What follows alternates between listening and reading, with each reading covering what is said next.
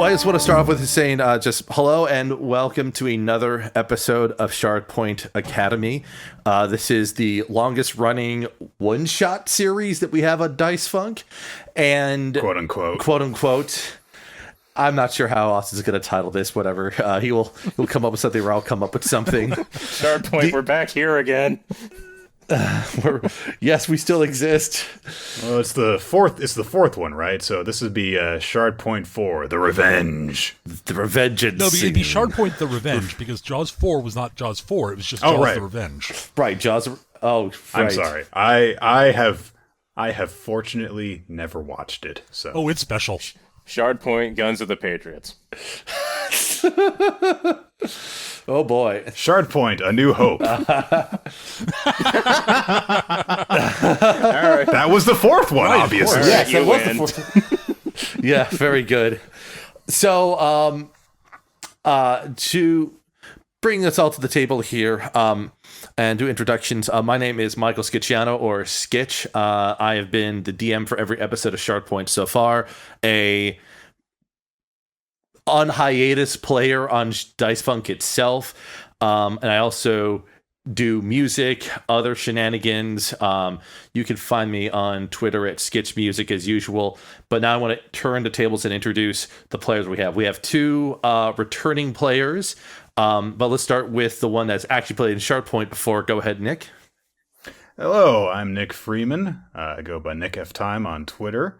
And yes, this is going to be the third one-shot session I'll be joining. And like you said, Skitch, second one for Shardpoint, which means that I will be returning to the character that I played last time, Danamin, the centaur. Mm-hmm. The Centaur Ranger, yeah.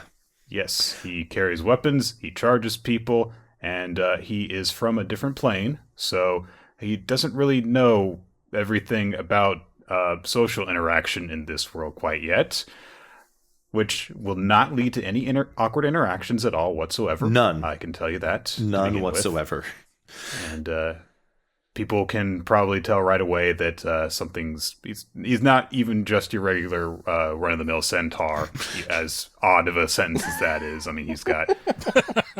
his coat is like almost blue, so he basically looks like not just a centaur, but like an alien centaur.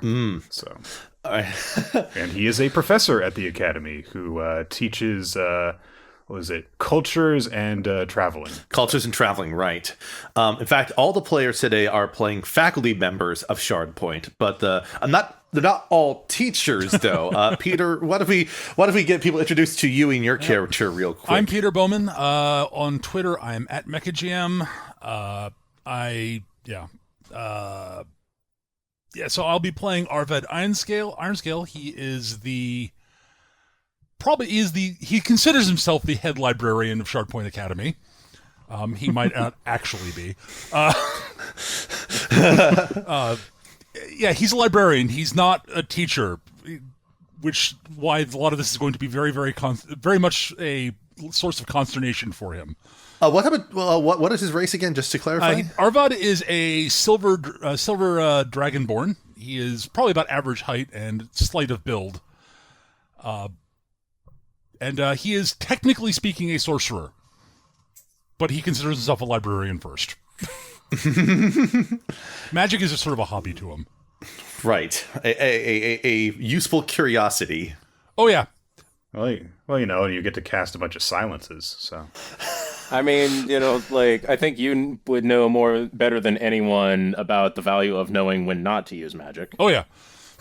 What we don't know is that Peter is... I'm sorry, your name is Ironscale? Aarvaad Ironscale. Aarvaad. What we don't know is that Aarvaad actually used to be an orangutan. And there was a spell that caused him to become a dragonborn, and he just likes himself that way, so... Sure, that's... Deep cut, Nick, deep cut. Deep. I'll point out... sorry, go ahead. I was just going to say, Aarvaad is, as at about average height, slight of build, and tends to wear sort of, sorceress, typical sort of, flashy sorcerer's robes, and usually has a pair of glasses sort of perched on his snout. Okay, and as a side note, all of us know each other in part because we spent a lot of time being players under games that Peter GM'd. Most of them, a good amount of them, not actually D&D too, for that matter. Mm-hmm. Yep. But We've actually all known each other for about 10 years now. at this rate, yes. Jesus Christ, that long already. Yeah. So, and this brings us to the last faculty member and the newest player into just the entire Dice Funk multiverse canon. Wynn, take the floor. Hello there. I am Word on the Wind, friendly neighborhood trans woman. I am a regular host on Hardcore Gaming 101's top 47,858 games of all time audio show.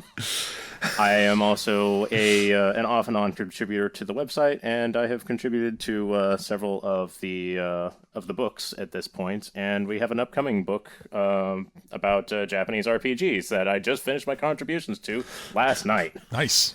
Fantastic. Nice. How can people find you if they want to follow you anywhere? Oh, don't do that.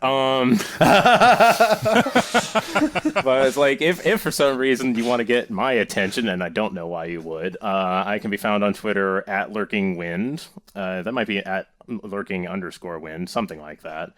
And I more highly recommend checking out our editor-in-chief of HG101, Kurt Collada, at HG _101.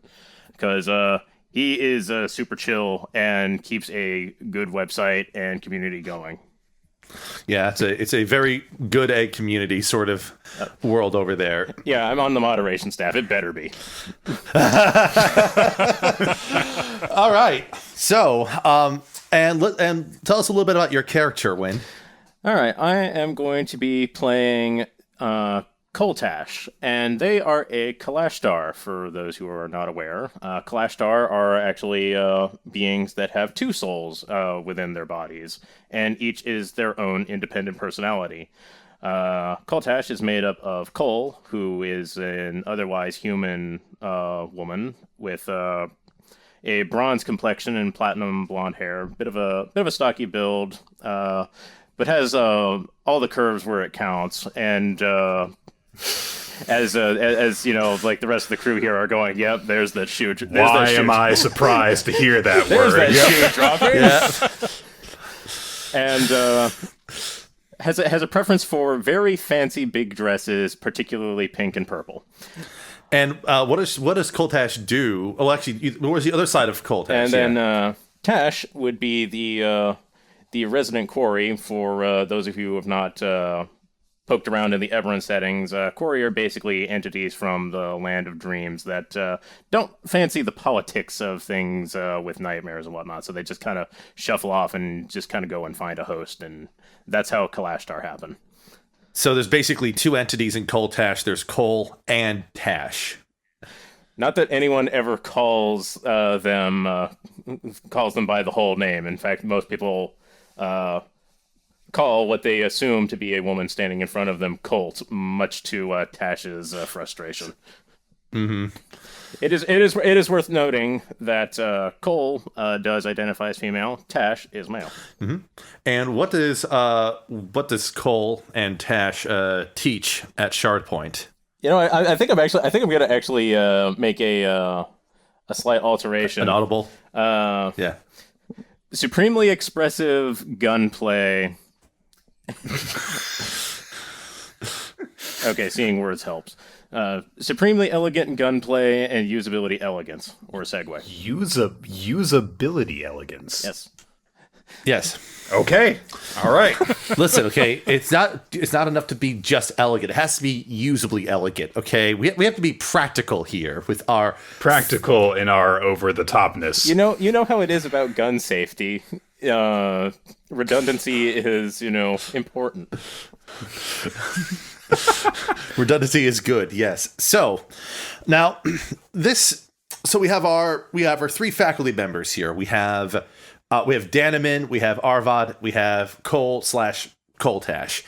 And right now, none of you are at Shardpoint at the moment. And the reason why is because a grand event has happened for the first time in several years. To offer some more context, Shardpoint, as an institution, is part of a network of schools across multiple different planes, and all of whom are members of what is known as the Interplanar Coalition of Scholastic Advancement, or ICOSA. And so periodically they have a conference, which basically is like a teaching conference. Teachers from these places come by to share advice, insight, show off tools, yada, yada, yada. So this is ICOSACon, which is where you're all heading over to.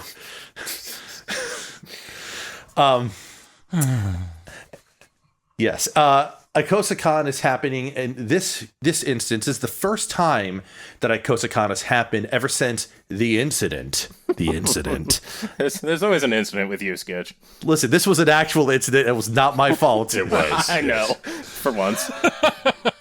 For once. Not completely my fault. But involved all the gods and immortals basically dying. And so this caused a bit of an interruption. This is because ICOSA is deeply concerned with areas of STEAM research. STEAM research obviously being spellcasting, theology, education, artificing, and magic. And the theology branch was having a really hard time dealing with the fact there's no gods anymore. And they're still kind of panicking after all this. So... My life is a lie. What do?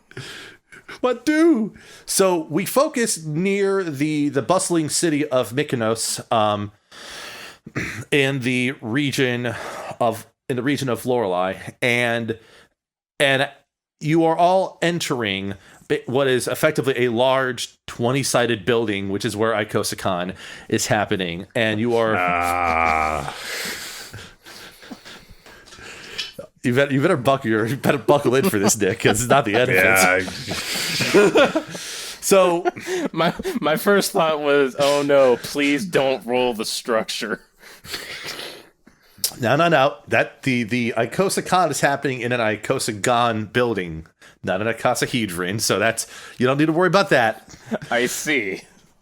So, but you are not alone, obviously. The three of you are there. There are other instructors and faculty from Shardpoint. And of course, you are also joined by the headmaster of Shardpoint Academy, Oren Waite, who is, of course, accompanied by his familiar, the weasel, Jamarius Jenkins, jolly good JJJ.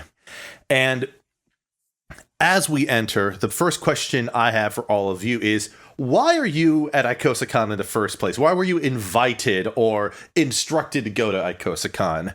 Who wants to go first?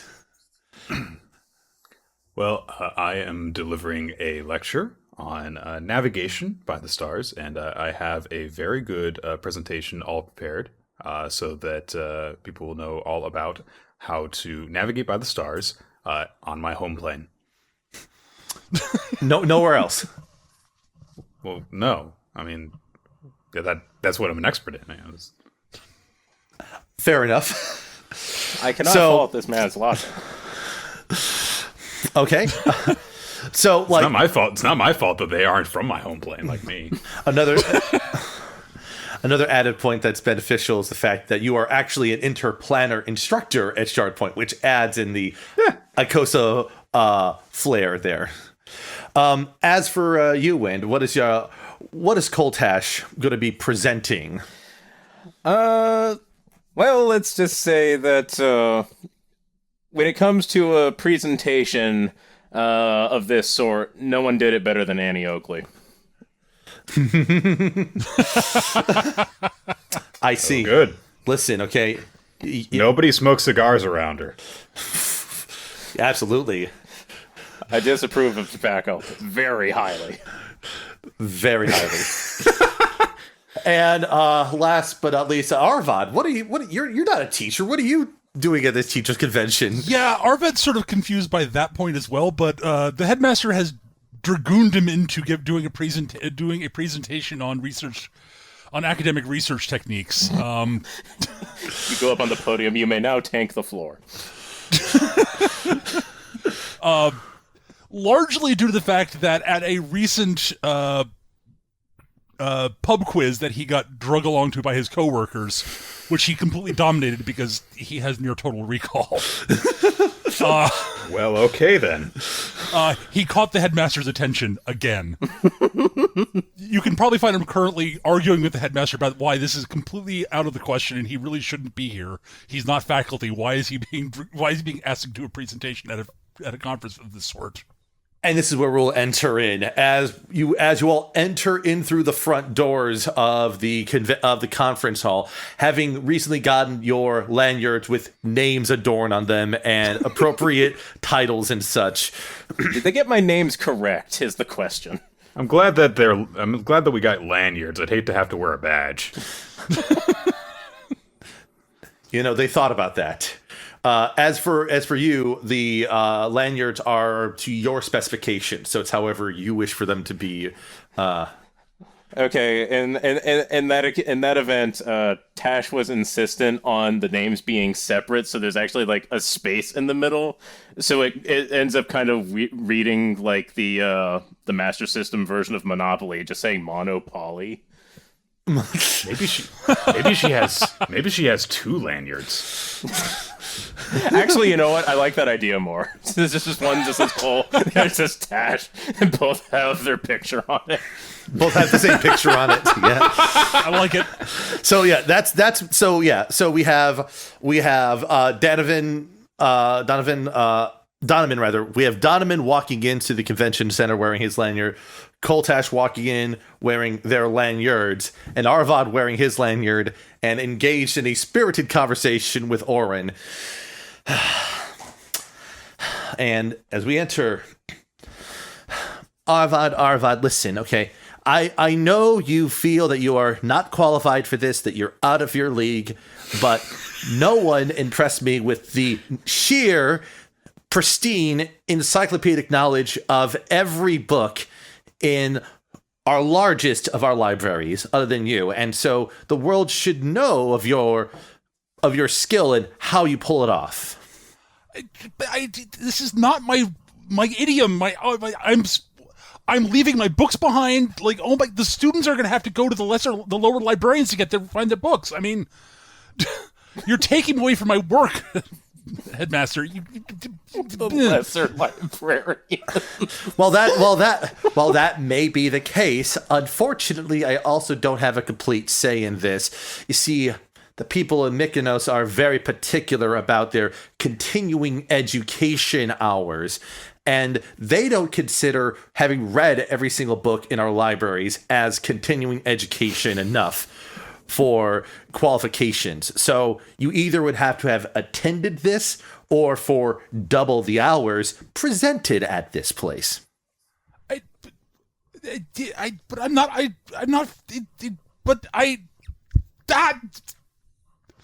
I'll go back to writing my presentation. You'll be just fine, believe me. As for you two, Danamin, Cole, and Tash,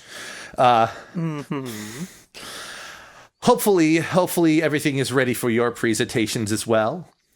To that, Cole will pull her revolver from the holster and proceed to spin it around on her middle finger very rapidly and proceed to change the dimension of which she does so. So like vertically, horizontally, diagonally, and just kind of doesn't even really say any words, just keeps doing that.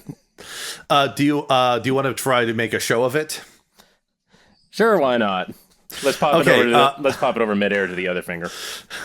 All right. So in that case, let's just go ahead and just have a sleight of hand check from Coltash as they attempt to do a little bit of gunplay. I'm going to be rolling sleight of hand +6, 1d20 +6. I got a 13. Presentations and exhibitions are sufficient, so that should be just fine. Danamin, I've already looked at your write-up. It looks very, very thorough, to say the least. I thank you, Lord Oren. The honorifics are nice, but not necessary. As you wish, Lord Oren. Right.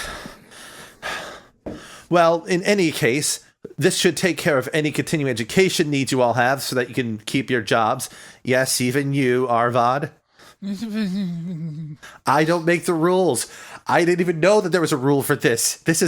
I've been learning this stuff for the past year. It's been a thing, to say the least. And as much as I'd love to stay and observe the presentations as they're going on, we have a headmaster's meeting to go over minute details about page numbering. We need to decide on a numbering system and what base it's going to be in. Base 10, 13, and 8 are considered so far, but then someone wants to do base 65, and then everyone's in a tiff about that, so... That seems horrifically inefficient, but whatever. That's what I said, but... Ugh. And then... anyone goes beyond base 8 is beyond me, but whatever. As you're walking, you'll notice that there is a sort of a case with an object in it. If anyone wants to take a look at the object in more detail, feel free to roll perception checks for me. Yeah, I'll do that. Aarvaad is way too engrossed with what he's currently doing. That's fair enough. Like I said, you do not have to take a roll in that respect. There are words happening that do not concern me. I will look. I rolled a 19. I rolled a 25. Natural 20 there too. Yeah. Well, all right. So yeah, while Aarvaad and Orin bicker about the merits of a librarian presenting at an academic conference, the two of you look over and you see a podium. Inside of it is a very ornate and intricately designed golden clock with a little placard underneath it, and it says the Clock of Hesitation / Impatience. And then above it is a little banner that basically says Academic Presentational Grand Prize. There also is, just some random person just sort of keeping watch over the object in the podium while you are all keeping watch over the clock. I mean, you could also be saying that they're keeping watch around the clock as well. Oh! Walked into that one. As long as there are no rocks in a circle around it, we should be fine. Mm-hmm. There is a wonderful embroidery it's set upon, though. Again, it's very fanciful in design, but it doesn't. It's just you have a title for it and a thing on there. If someone wants to, if you want to investigate further, you could ask a person there. You could ask Orin. You could, I don't know, or just engage amongst each other as you all continue to walk along. About how big is it? The clock itself, I would say, is about like wall-sized, wrist-sized. Oh, it's a table clock. Okay. So like it is about a foot wide at its base. It comes to about 10 inches tall. It's sort of a little ornately designed, and it has like a set of switches on the top of it. Okay, so if one were to wear this, they'd be Flav LaFlav. Got it. Yes, Yes, it is not a clock to be worn. It is a clock to be interacted with. Fair enough. But if there are further interactions you have with each other or with Orin or otherwise, feel free to take the floor. Yeah. Coltash will head over to Danamin and just kind of saunter on over in their usual overly embellished manner. Listen, okay, even when you're not in the classroom, you still got to demonstrate what you're teaching. I mean, like, they're the kind of person whose hair is always flowing even when there's no draft. Right. They don't have the cloak of billowing, they have the hair of billowing. Exactly. I'm half horse. I know what that's like.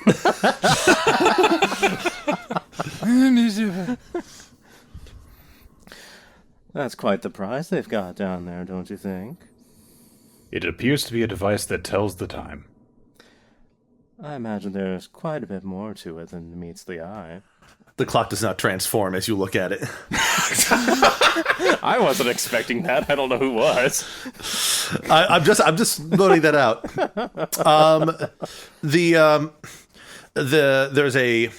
The person keeping watch over the clock is a tabaxi. They're in uniform. They have a shirt on that clearly indicates them as a volunteer. And they look over as you two just sort of stare at the clock, and they're like, just don't get too close to this. This is supposed to be kept under protection until after the presentations are done today. You appear to be nervous about the task of protecting this device. Oh, I'm just always nervous. That's just normal for me. But yes, I also don't want to break this thing because the last time I broke something. I appreciate that the security is a scaredy cat. Mm-hmm. Like, I'm not going to say that in character. It's just... I am going to say, in character, I find it unusual that someone who appears not to be up to the task of protecting this device would be assigned to protect this device. I'm just trying to cover my hours for being here. I didn't pick this job. That is normal. So are all of us. I didn't pick the job.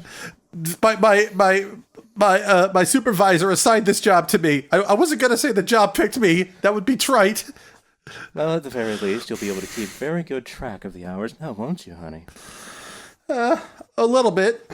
I only know a little bit about what this thing does. She is referring to the device's ability to keep time. Well, it does do that, I guess, but it's supposed to be a magic clock, from my understanding. Oh, do tell. Well, if you press this button here, it makes the world go, what is it, fast for you. And if you press this other button, it makes the world go slow for you, as he points to like the clockwise and counterclockwise buttons, respectively. But other than that, I'm not really sure how it works. I'm just here for work study. Well, it sounds like it might be in line with Arklefraster's theory on temporal mechanics. Fascinating books on it. Ah, when did you show up? Been here the whole time. I've got to get back to working on this. As he looks over to you, Aarvaad, and just sort of sees like a dragonborn just sort of like hide behind the podium immediately from. As I'm saying this sort of offhandedly as I'm shuffling through my notes for my presentation. And then Orin is soon joining the rest of you. It's like, interesting. Well, if we can get our hands on this, that'd be a nice win for the school on top of everything else. But in any case, I must be off for my meetings. Numbers. Just terrible Lord things. Orin, is it your desire for us to win this prize? I mean, it would look good if we won the prize, to be honest. And then we shall have it! Oh, dear. I appreciate the enthusiasm, Danamin.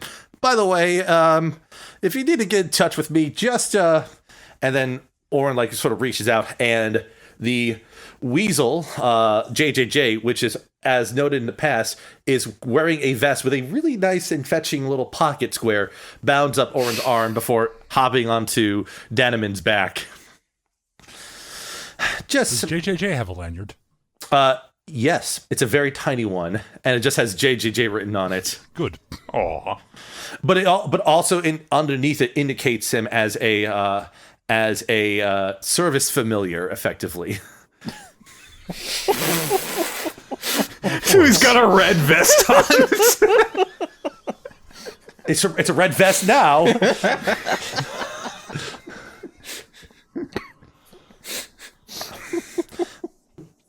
Oh, cool. We can go into all the non-pet friendly areas with him then. This also means, however, that we are not allowed to pet him. I mean, you'll have to ask permission first, regardless. But anyway, so JJJ like bounds up, like rolls around a little bit on Danamin's back, and just curls up to take a nap. And then Orin's like, Very well, I will be off. Please make sure to run through your presentations once before they go off and running. I want you all to be as confident as possible, mostly because if any of you gets fired, that reflects badly on me. But also, I just don't want anyone to lose their job over something as menial as this. With that, he sort of waves his hand kind of in sort of an odd manner as he turns and heads on off. As that happens, a pair of voices that you hear from behind you all. One of them is a gentleman that sounds like, my, if it ain't Miss Colt. Followed and another voice which is a bit deeper, being, and if it is another one of her associates, Danamin, I did not realize I'd see you here. I guess we shall turn and look. You both can turn, and you will see two people in front of you, people that Coltash and Danamin respectively recognize. Okay, I gotta say that before turning, Coltash is going to put their hand over the grip of the revolver and quick draw it as turning around. Okay, so before you are two individuals. One is, well, the best way to describe it is an older human gentleman, quote unquote gentleman. Oh, I see. Okay, so he owns a few people. Gotcha. All right. No. I'm saying that he gives off the air of someone who is who he looks kind of like, I don't know, a sort of traditional desperado type, kind of, not with, minus the hat and otherwise. Doesn't have spurs on his boots or anything, but he just sort of has the vest, leather pants, shoes and such, and he has what looks to be a rifle slinged over his shoulder. And Coltash will recognize him pretty immediately. The other individual is a floating, disembodied horse's head. The best friend of Amaterasu. And if you want to roll, if you want to quick glance at them, they are both wearing lanyards. Okay, so I was when you, from the moment you mentioned the lanyards, I've been wondering this. How is the horse's head wearing his lanyards? It is tightly cinched so that it actually stays on his neck. It's more or less kind of like, yeah, it's not loosely hanging like everyone else's. It's basically more tightly set up around. The other option I was thinking of was that it was basically hanging off of one of his ears. Yeah, that's what I was thinking of. It's just like hanging around both ears.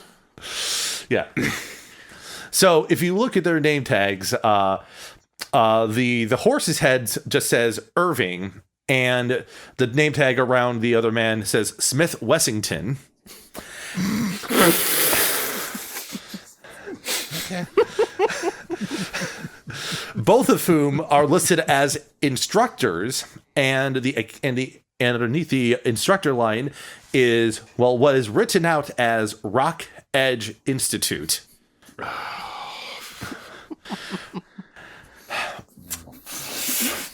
Okay. Danamin is going to fold his arms across his chest and then say, Irving, I did not expect you to be here. This is a pleasant surprise. It's pleasant for me indeed. I was hoping to show off some of the fruits of my research and my recent publications, but to do so in a way that will make me look better than you is all the better. I suppose I should have expected this. He will. The horsehead will nod to both Cole and Aarvaad. It's like, Irving, retired hero and accomplished author.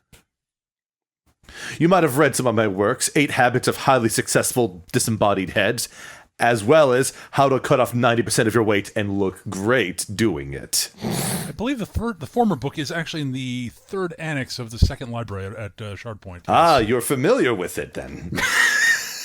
Well, I've not read it, but I've seen the title in the series, yes. And then the man with the revolver, the man with the rifle looks at the others, just like nods. Just Remember, I'm still pointing my revolver at him. well, I do say, look at these friends you got here, Colt. Quite an exotic array you have. Oh, not as exotic as your inability to ever pronounce my name correctly. Well, I'll pronounce your name correctly once you learn how to use a real firearm, something that requires, both hands to grasp upon, if you know what I'm saying. I don't. Honey, allow me to teach you something. And she'll, Cole specifically, not Tash does not endorse this from within. Will saunter up close and kind of like make a bit of a show of, a bunch of, sexy gestures and whatnot. And will, upon getting like real close, there's something that you don't really realize about just how much using two hands is worth. And to which point there's going to be a gunshot and his pants are going to fall down. Danamin's going to turn over to the guy who was watching the clock and say, does violence between presenters disqualify anyone? I don't make the rules. I'm just. Well, where can I get the rules? I have to. And the tabaxi is like rifling through his pocket to try to pull out like a large map and try to find where that information could be. While this is happening, Cole is shoving this guy backwards with his pants at his ankles. Yeah, while this happens, Cole basically shoots the buckle off of... Shooting the belt, like its belt is ruined. Yeah. The belt's ruined, pants fall down, and he gets pushed over onto his back.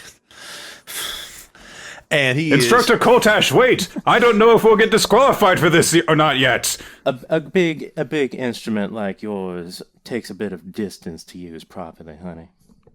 Well, I was gonna keep this more amicable, Colt, but he struggles to get up and pull his pants up.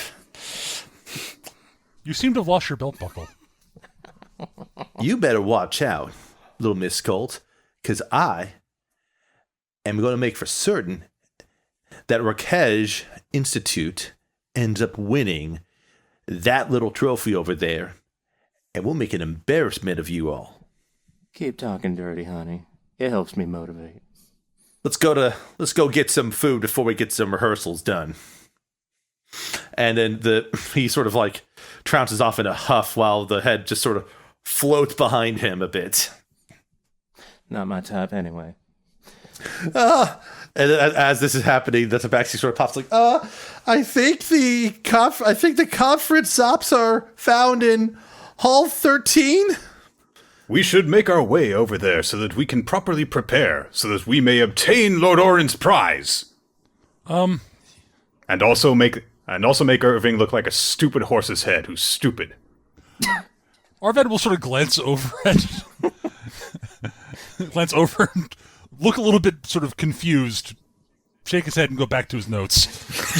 Yeah, Coltash is even going to like kind of have a moment of just like seeing that kind of like break of character. He was even going to like kind of lose all of the grace and flair. It's just going to be kind of like, huh? So, as you're walking along towards the 13th hall area, hey Aarvaad. Yeah. I would like for you to just roll a perception check. Perception, you say? Yes, that'd be, I believe it's a D20 with no bonus. That would be correct. Oh no. Perception is not what Aarvaad is good at. 3! No, he's not. A 3. So, as you're walking, mulling over your notes... Yeah, nose buried firmly in his sheets of paper. You basically keep moving until you run into somebody. You bump into somebody, and... my most profuse apologies. My notes. Oh, my notes! Ah! And as you shuffle over your notes and such, there is sort of like a bit of a heavy weight you can kind of feel in the air around you. And as you look up, You see someone that is completely unrecognizable to you, Aarvaad. It is a brass dragonborn who is dressed similarly to you. In fact, they're not bespectacled though, and they just sort of look at you, and their eyes widen, and they just simply point down and say, "You." You? Yes, me. Hello. You're the one who I was the one who should have. Can I help you, sir? As he stammers, you can take a glance at his lanyard if you wish. Well, all things considered, it would be rude not to at this point. You look at it, and on there it says Garvel, Master Librarian, Rakej Institute.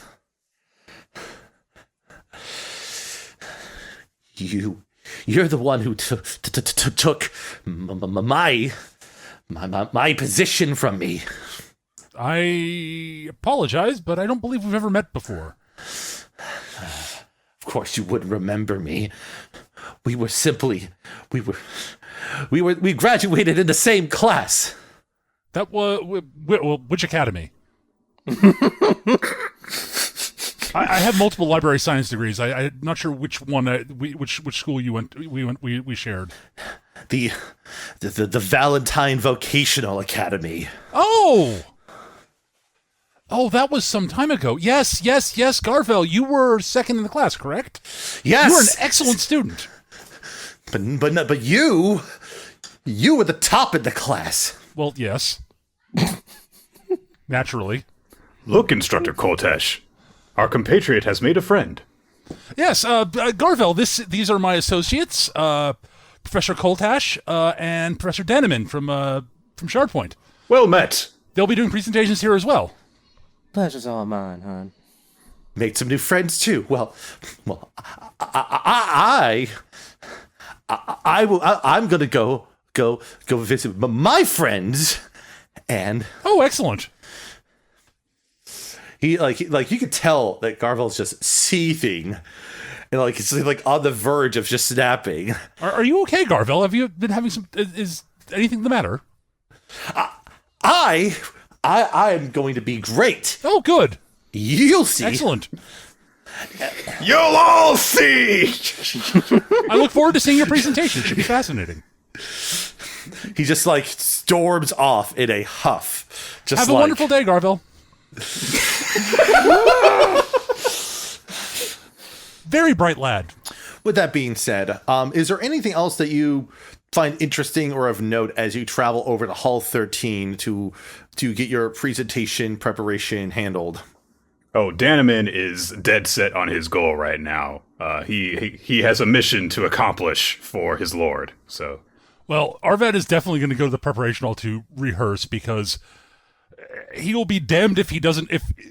Since he's being forced to do this, he's going to do as good a job as possible. The only other thing that has Danamin's attention is trying to make sure Coltash doesn't shoot anyone else because he's not sure if that's against the rules or not yet. I did not shoot him. I shot his belt. That is not a person. Yeah, evidently it did not cause any troubles. But even so, it is best to be thorough. Is there anything that you notice on the way over there, Coltash? I noticed that I need to reload the chamber, so I will do that. Yes. Fair enough. So, never know when a belt's going to come into your field of view and needs to be taught a lesson. As you travel, you'll notice that there's just a sheer variety of races, individuals, cultures. It's exceedingly cosmopolitan, even by Shardpoint standards, just because you have pretty much entities from every conceivable plane that could practically be in this building. So as you approach and you get to Hall 13. Hall 13 is divided to a few things. There is a conference ops, and then there are rehearsal rooms each of which are designated for the different institutes and different academies. So with a little searching there, you can find the one that is for Shardpoint specifically. Actually, I'll go to the conference ops section and ask which of the rooms is set aside for Shardpoint. Sure, why not? There's a Githyanki individual there who's like, Shardpoint. That is going to be hall number 3 on the left from just out the door. Ah, thank you very much. You've been most helpful. You're welcome. Excellent. Is there a copy of the rules that we could peruse? Which rules are you pertaining to? The presentation, the method of judging for who obtains first prize. I can answer those questions for you. So the presentations are going to happen in a set order, grouped by academy. After it's done, it will be a vote by the audience as to which presentations, which academy's presentations were the overall most enriching to the academic advancement. And based on that is how the prize will be awarded. Ah, excellent. Weren't you going to ask something about confrontations between presenters? Let us say, in theory, if there were some manner of... Sorry. Yes. Some manner of conflict between presenters. What would happen? We have contingencies in place for it. As long as it doesn't interfere with the presentations themselves, we don't really find any sort of reason to intervene. Trying to stop every single confrontation that's going to happen in an event this diverse is very difficult. You'd be surprised. Some people have broken out to all-out fistfights and then presented even better afterwards, but... I confess I've not done much in the way of presenting at a conference like this, so... All right, then. You heard him, Instructor Coltash. Don't allow your rival to have a better presentation because you shot his pants off. I'll make certain to shoot him between the eyes next time so he won't have a presentation. That would actually be disqualifying, though. That would interfere in the presentation, I imagine. I suppose that does make a manner of sense. I'll save it for after then. Shoot him in the arm! I'll save it for after the presentation. Ah, yes. Well done. Please keep any sort of lethal engagements to outside the halls. We do have... Duly noted. Aarvaad looks completely befuddled at this discussion of casual murder. But... What? Legally, the unions do not approve of the cleanup work afterwards. I suppose if you were to shoot a vampire in the head and kill it, it wouldn't be permanently dead unless you use a silver bullet. Or was that werewolf? No, that's werewolves. Ah, yes, right. It'd be... Yeah, yes, that's right. We do have some people presenting on the slaying of vampires. Supposedly, some individuals who slew a whole army of vampires a few years ago. Fascinating. If I remember correctly, there are about 13 different conflicting theories on vampire hunting, depending on which world you're from. It's a fascinating book on that I read the other day. I've heard a fascinating gentleman by the name of Armitage slayed one vampire multiple times in the same day. Fascinating. That seems to be within the realm of legend that I've heard, yes. At any rate, I should go go work on my presentation. Try not to kill anyone, Professor Coltash. Oh, I don't need to try, honey. If you move over to your presentation rooms, to the hall. So let's just go ahead and just kind of play out how these presentations would go. And why don't we just do this in the most logical way? Let's with a good old-fashioned skill challenge of sorts. All right. Okay. What we're going to do is kind of have a moment for you all to showcase what you can do in different ways. The way we're going to do this is each of you is going to do almost like a miniature skill challenge to see how effective your presentation is currently. So any volunteers for who wants to go first? I'll go first. I'm more than happy to. All right. So Aarvaad will basically break out a series. Aarvaad will break out a series of placards that he's got set up to as illustrative of techniques and sort of information on how to do appropriate academic research at an accredited library. He will be using Mage Hand to basically shift between the various placards and make sure they are on the appropriate stages. They're in the appropriate order on the stand, so we can do that while continuing to face the audience and present. And he will proceed, and I will proceed to go through my presentation from memory, because I do have the Keen Intellect feat, Keen which Mind, allows me to Keen Mind feat, which allows me to. I don't forget things. Yeah, you do not forget anything you've read in the past month, I believe is what it is. That is correct, yes. Anything you have seen or heard in the past month. So, yep. And I will basically be using that and my knowledge of history, arcana, and religion to talk about the most common topics, and be using persuasion and my persuasion skill as a way to deliver the speech, the presentation in an engaging and interesting manner. All right, so I'm going to have you do three things then. You're going to be doing, let's do number one, a performance check to see how efficiently you manage the mage hands and coordinate it with your presentation. All right, D20 plus 3, because I'm not trained in performance, but I am charismatic, being a sorcerer. 17. All right, so your motions are well coordinated. Now let's talk about your information. So go ahead and just roll all your knowledge skills are the same bonus. So just roll any one of them with advantage. Anyone with advantage. So what's the... okay. They're all +5, so just choose which one you want to... 15. 15, okay. So and then last but not least, for your eloquence, go ahead and roll persuasion. D20 plus 6 for my persuasion skill. 16. Thoroughly average. Well, I mean, it's still above average overall. Oh, no, these are just average rolls, I'm saying. Yeah, the rolls themselves are average, but okay. So, do you want to describe how it goes, or do you want me to describe how it goes? Just the people in the room are probably a little surprised at how at his actual eloquence and how well prepared. The level of preparedness doesn't surprise anybody. The level of fact that he's actually a very good public speaker is kind of.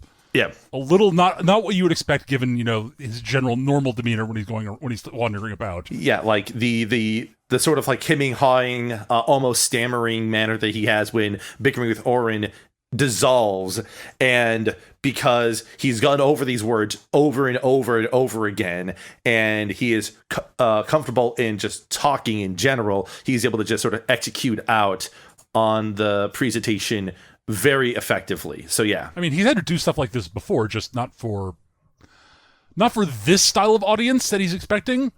He's used to presenting to other librarians, right, which is a very entirely different sort of awful category of awful and terrifying. Yeah, they've got clicks. Yeah, they have clicks, and especially if you're dealing with academic boards, panels. Oof, yeah. So they'll beat you up for not wearing glasses. So while it's not the flashiest while it's not the flashiest presentation ever, it is extremely well executed. Okay, so who's next? Are we going to go with Danamin or Coltash? So I have a star map with very unfamiliar stars because it's from my home plane, which presumably very few, if any, people in this place have been to. And I just give an explanation of how to navigate by different constellations and such, and I'll point out different configurations, such as this is Taran, the hunter, and as we all know, it always points north. And there'll be observations like that, and of course, if we know that Taran had his conflict with the great tiger Irman, which can be seen here, and making references to various legends and stuff that have no context to them and such like. Well, but as I said, while you're doing this, I'm taking furious notes.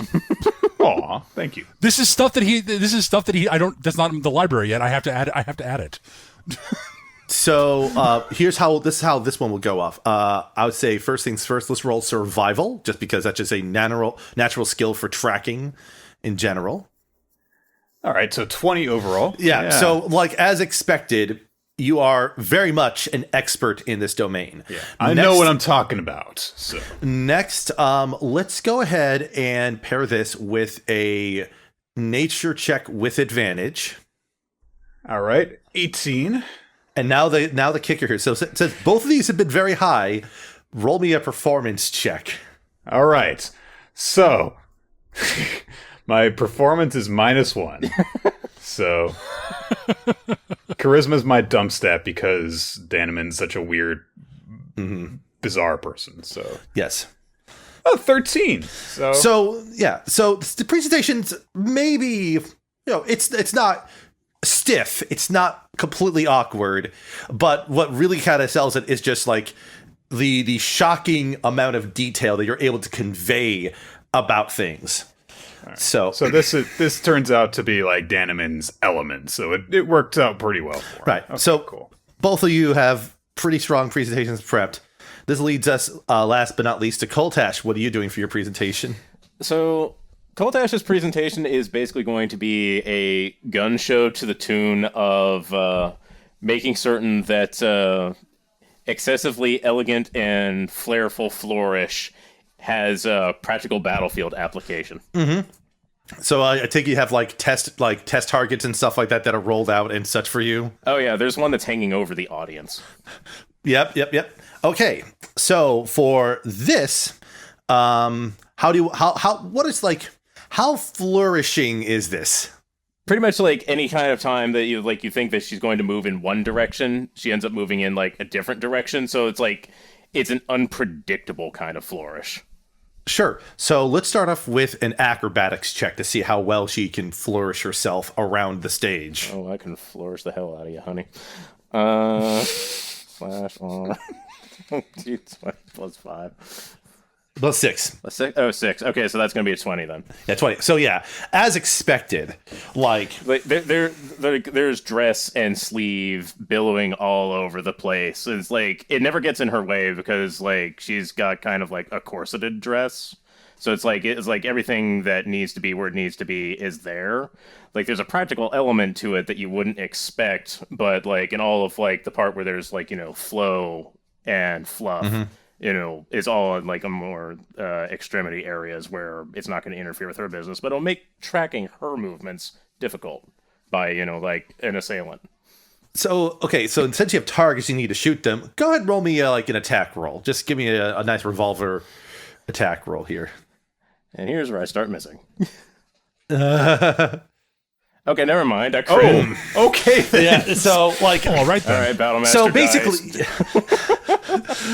I mean, if you want to roll damage, go ahead and you can blow one of the superiority dice to show how much damage you do with one of those shots. Yeah, I'm gonna go with menacing attack on this one, and because this is supposed to be for military application. I'm doing this to be intimidating and show how freaking scary I am doing this shit. Okay, so with that being said, your damage roll will be 2d10 plus 2d8 plus 3.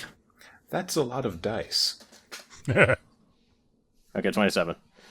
So yeah, 27. So what happens is you see these shots, the other ones watching, see these shots just go off like crazy. And one in particular, the one over the audience decapitates the dummy and it falls down and lands in a seat next to Aarvaad. And it's just a stunning display of gunmanship here. So these are not trick bullets or exploding bullets or anything, and yet I still made the one up there explode. Pretty much there, yeah. So that's I say.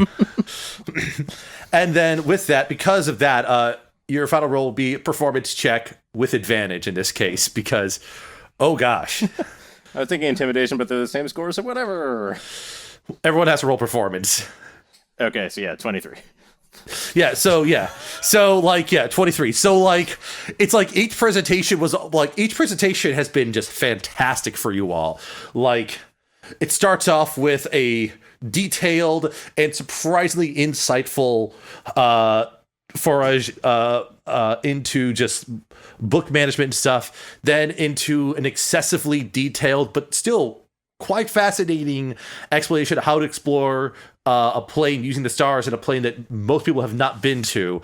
And it literally ends with a bang, with Coltash just like shooting the shit out of stuff. Pretty much, it goes over like the kind of breadth that Shardpoint has to offer of exceptional study techniques, particular specializations for academic and martial application. Yeah, just the way we planned it. Wink, wink. Yeah. So while this is all so as Coltash's presentation winds down, everyone go ahead and just roll a perception check for me real quick. Which is going to be hard for, I know it's going to be hard for our Aarvaad because, well, a dummy's like with a head blown off just 23. Lands next to them. Mm-hmm. I see everything. Everyone rolled an 18. We all rolled 18s. Everyone's just like in lockstep here. You're all just fucking badasses here. So we're the teacher mod squad. Aarvaad's actually paying attention for once. I think you got snapped awake by the dummy there. So you all look around and there's other people in the room from Shardpoint, other instructors. Danamin's buddy from Treasureology. I forget his name now. Oh, yeah. I need to pull up his name. He's in my notes. We got one of the alchemists from the artificing school, Basco Sowers, just then there as well. And they're giving appropriate applauses and such to all that's happened. By the way, I'm trying to remember the person in question. Horgrim, that's what it is.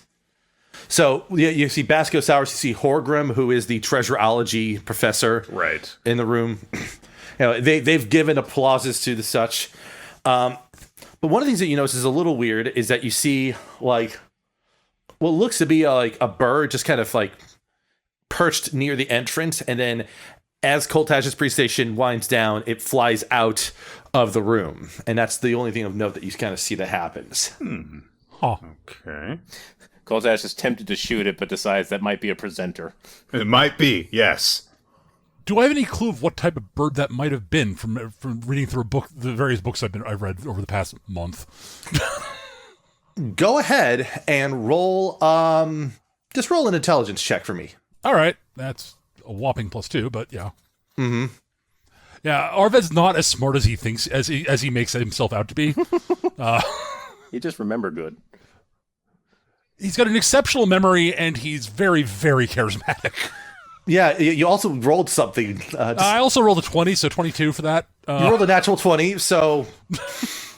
Okay, here's the thing. Welcome to the High Rollers Teachers faculty. It looks like a bird, but there's something more important that you notice. Uh-huh. It didn't look like a regular hawk. It did not look like a regular bird. It looked more celestial than a regular bird. Should I make an Arcana or a religion roll? That would be Arcana in this case here. Not so good. 8. Yeah, you basically know that it is. You can't tell whether it is a natural celestial hawk or if it was summoned. Or a summoned celestial hawk, right. But it's definitely a celestial hawk. Oh, yes. A celestial hawk. Very interesting. Don't see those very often. With your presentation practice taken care of, you have the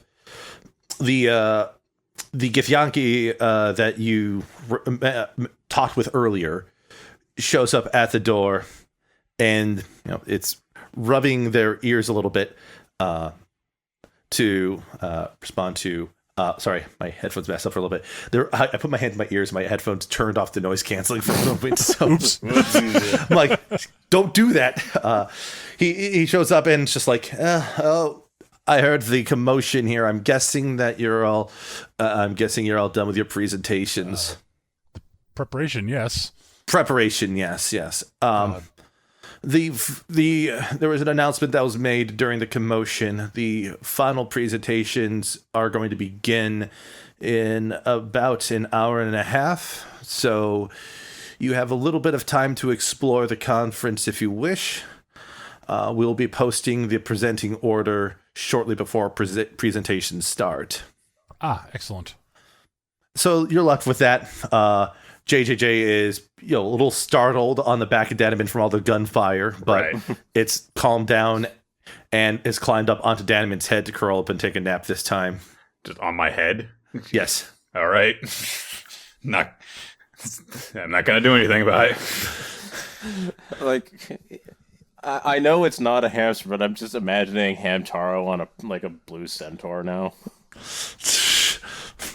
I mean, it's listen, is it an adorable weasel with a red vest? Yes, of course it is. That's not the point, though. That's not important.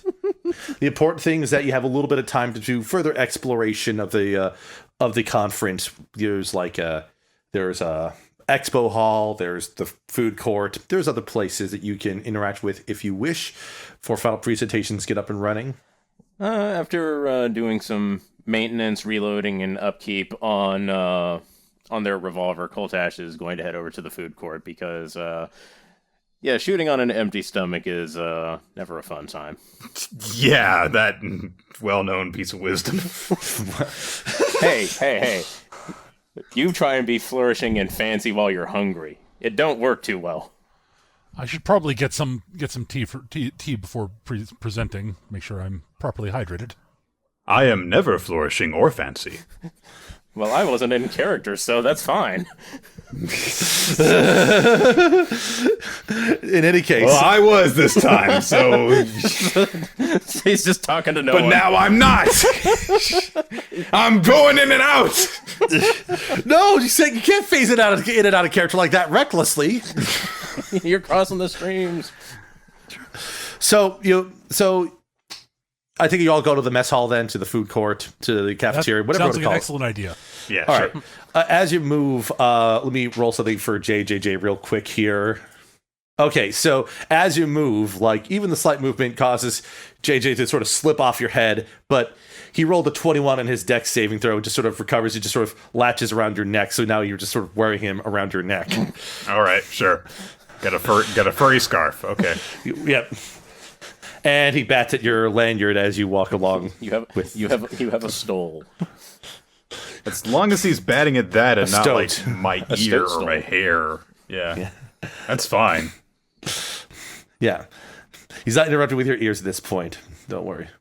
That's the way you phrase that's not reassuring, Skitch, but okay. Food court. It's not near your ears, right? He's around your neck. So I'm just saying. All right. As you go to the food court, it's again very bustling. There's a wide variety of races involved.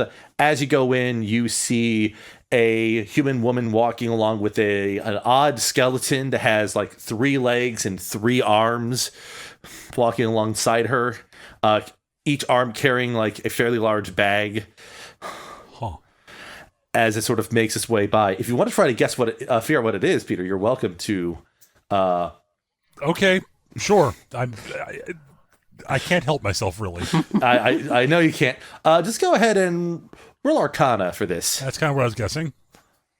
18. Okay, so what you see in front of you is the skeleton of what is known as a Zorn, spelled Xorn. Zorn. Okay. Yeah. So it's an Earth elemental plane creature. That has 3 legs, 3 arms, and a single mouth at the top. They devour gemstones primarily. That is what they do. They do devour gemstones. So chances are you would suspect that this woman would maybe have some gemstones, but then again, it's a skeleton, so maybe not. Aarvaad will adjust his glasses and sort of wander up to it, sort of peering around the Zorn skeleton, muttering fascinating under his breath before sort of nodding at the woman and then wandering off to go get some tea. The woman just sort of gives you a curious glance, but then just sort of nods a bit your way. And as she walks, the skeleton walks by. With that roll as well, I'll even give you something that you could infer what the woman is, at the very least. This is canonical in Dice Funk, before I say this, Peter. Okay. So you've heard of specialists in different branches of magic. And in fact, there is specialists inside of necromancy. And this particular person seems to be a specialist in skeletons, which would make them an osteomancer, not a necromancer. Ah, okay. Osteomancy. Fascinating. Right, tea. Yes. So She is pretty cute. I will have to take your word for that. she is slender, but she wears like a very nice dress that has plenty of sequins and gems kind of adorned on it. It seems that she knows what Zorn like, so she might have a preference there. I know what Zorn wants. I know what Zorn like. Oh, lordy. So, let's see here. Does anything particularly unusual happen during you all getting food? I mean, like, what does Danamin even eat? I mean, the short answer is a lot. Look at the size of him. How terrible am I that the first thing that came to my mind was Danimals? Oh!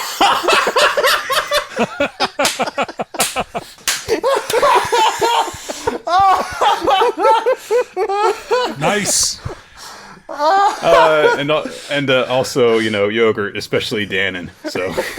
There you go. Oh, Well got done. him. Just fucking got him. So yeah. So with that being said, y'all will sit down. What does Coltash prefer to eat? What do they like to eat?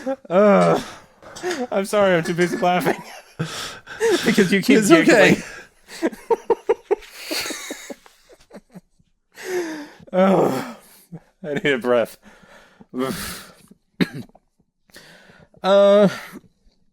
Kalashtar are pretty similar to humans for the most part. Most of them tend to be, like a little taller, a little more slender. But otherwise, they are just, human bodies. So pretty much anything like a human would eat would be applicable here. Coltash's particular preferences, oh damn, what's that one word? Cajun. Nice. She tends towards the Cajun cuisine.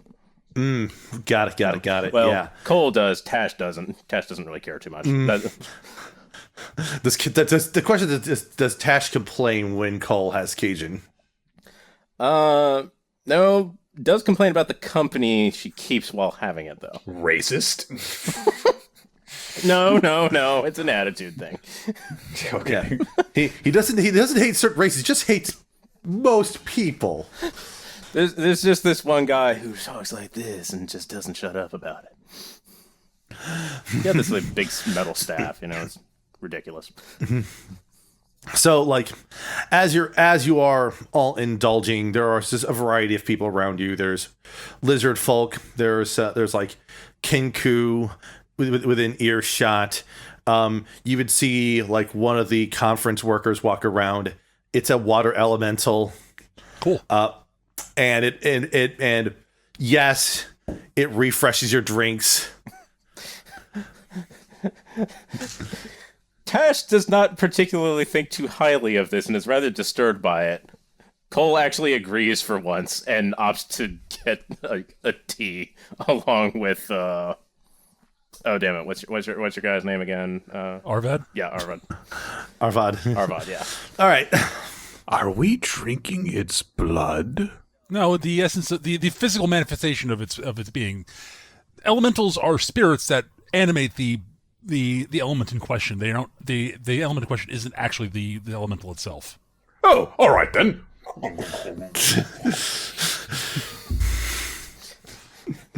Tash, meanwhile, does not want nightmares. Cole does not want to hear about Tash worried about having nightmares. Danamin's just Fair like Danamin's already past this. Like, So yes, yeah. Aarvaad is drinking tea and eating a plate of actually some mildly undercooked beef or of some sort. Danamin's He is a dragon. I mean, Danamin's eating a lot of fruits and veggies. So I'm surprised. Mm-hmm. Like the one short order cook. It's like I could saute it for you. That's what this is. This is the stir fry bar. Like, never mind that. Just keep piling the raw fruit and veg. Just Put more spices on it, especially the banana. Especially the banana. The banana, the spiciest, yes. You got something wrong with a spicy banana? That sounds like a club name, like the Spicy Banana. I guess it's a club now. That sounds like a club like in a Monkey Island game. Yeah. To the people out there, yeah. By the way, if anyone out there wants to make a club called the Spicy Banana, you can take it. Okay, we're not trademarking the name. I want my money. No copyright intended. Anyways, Original club, do not steal. OC, do not steal. So, so as you're doing this, the one thing you all notice as you're having your tea is you'll notice a curious figure walking by with the best way to describe it. So the two of you that are who are enjoying your tea will notice another person walk over to get some tea. And it is a short, fair-haired individual with what looks to be a very like cream-furred, almost white ferret perched on his shoulder. Oh no! But anyways, if you wish, you could try to look at this figure's lanyard, or just look at them if you wish. If you do, just roll perception checks. If not, you can just ignore them. I'm apparently an 18-mancer. What is this? Yeah, we've been rolling a lot of those. If you look over to them, you'll see a name tag, and on the you see a lanyard, a name tag, and on the name tag, you'll see a name that is Eolipile Stop. First name spelled Aeolipile. Stop. Headmaster, the Rakej Institute. And then does the ferret have a little lanyard? Yes, it does. And the lanyard just has the name Sam on it. Sam. Just Sam, and then it says, at service familiar. And he just walks up, he gets his tea, and then just sort of moseys on away, just like whistling a little bit to himself. And when you're looking at it, you'll notice that while he is short, he's not a gnome. He's a halfling. Ah, okay, fine. Sure, why not? So you see that individual, and then can proceed to have the rest of your lunch. As lunch is winding down, if there's anything you all want to discuss before presentations begin, you can. If there's anything that you want to bring up about like what has happened so far, you may feel free to do so. Otherwise, we'll be shuffled over to the presentations.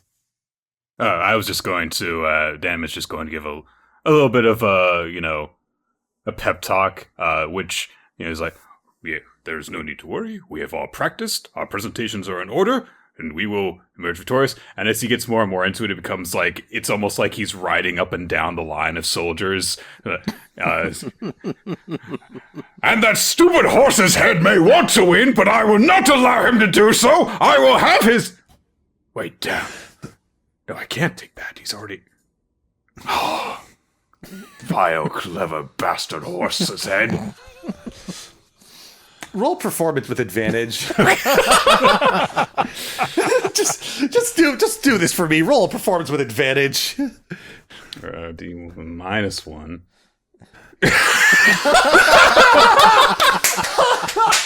So I rolled a 1 and a 20 and dropped the 1 for a 19. So with this advantage, you rolled a natural 1 and a natural 20. So this went from like the most awkward like pep talk ever to like, holy shit, this guy. So there's people around me who are like, man, as soon as he started talking about how much he hated that horse's head, it just really took off. Yeah, like, well, some people are like, yeah, that guy's got a point. Fuck that horse's head. Coltash skips away to the cafeteria really fast and just comes back with like a small jar of peanut butter and hands it to Danamin. And it's just like, I hear this works wonders if you put it under the gums.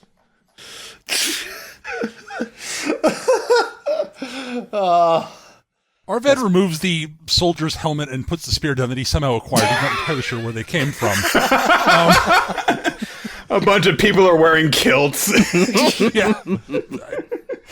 There's a kilt over Coltash's dress. Like JJJ has like a little beret and a kilt and a matching like mini set of bagpipes. So yes, indeed.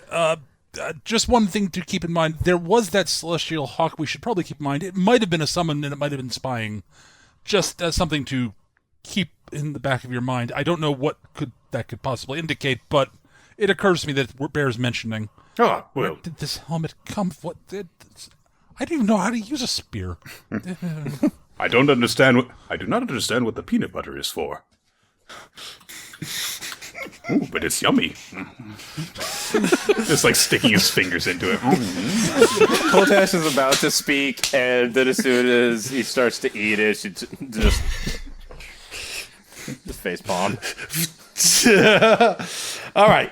Like Well, after dipping apple wedges in it. I will say this. Danamin, you are able to grant a mark of inspiration on either Coltash or Aarvaad. Who do you feel? Who do you want to grant that to? That's kind of difficult because it sort of felt like they were both doing pretty well before. I'm gonna go ahead and give it to Aarvaad just because he seems to have the less confrontational attitude. So if I give it to Coltash, she might just shoot somebody. So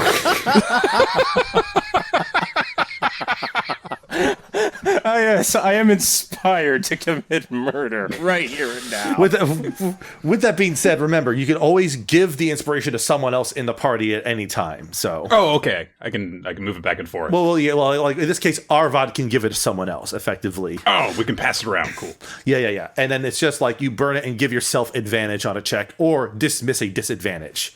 So, Right. With that being said, it looks about the time is called. As you approach, I think you all go to the hall for the presentation. Absolutely. Okay. As you approach, you see a billing posted outside of the hall, and it lists the order of presentation of the 20 institutes that are presenting. Oh no, I've got a bad feeling. What is your bad feeling? Does Rock Edge Point go right before us? They probably go right after us. No, Rock Edge is the institute immediately before Shardpoint. Interesting.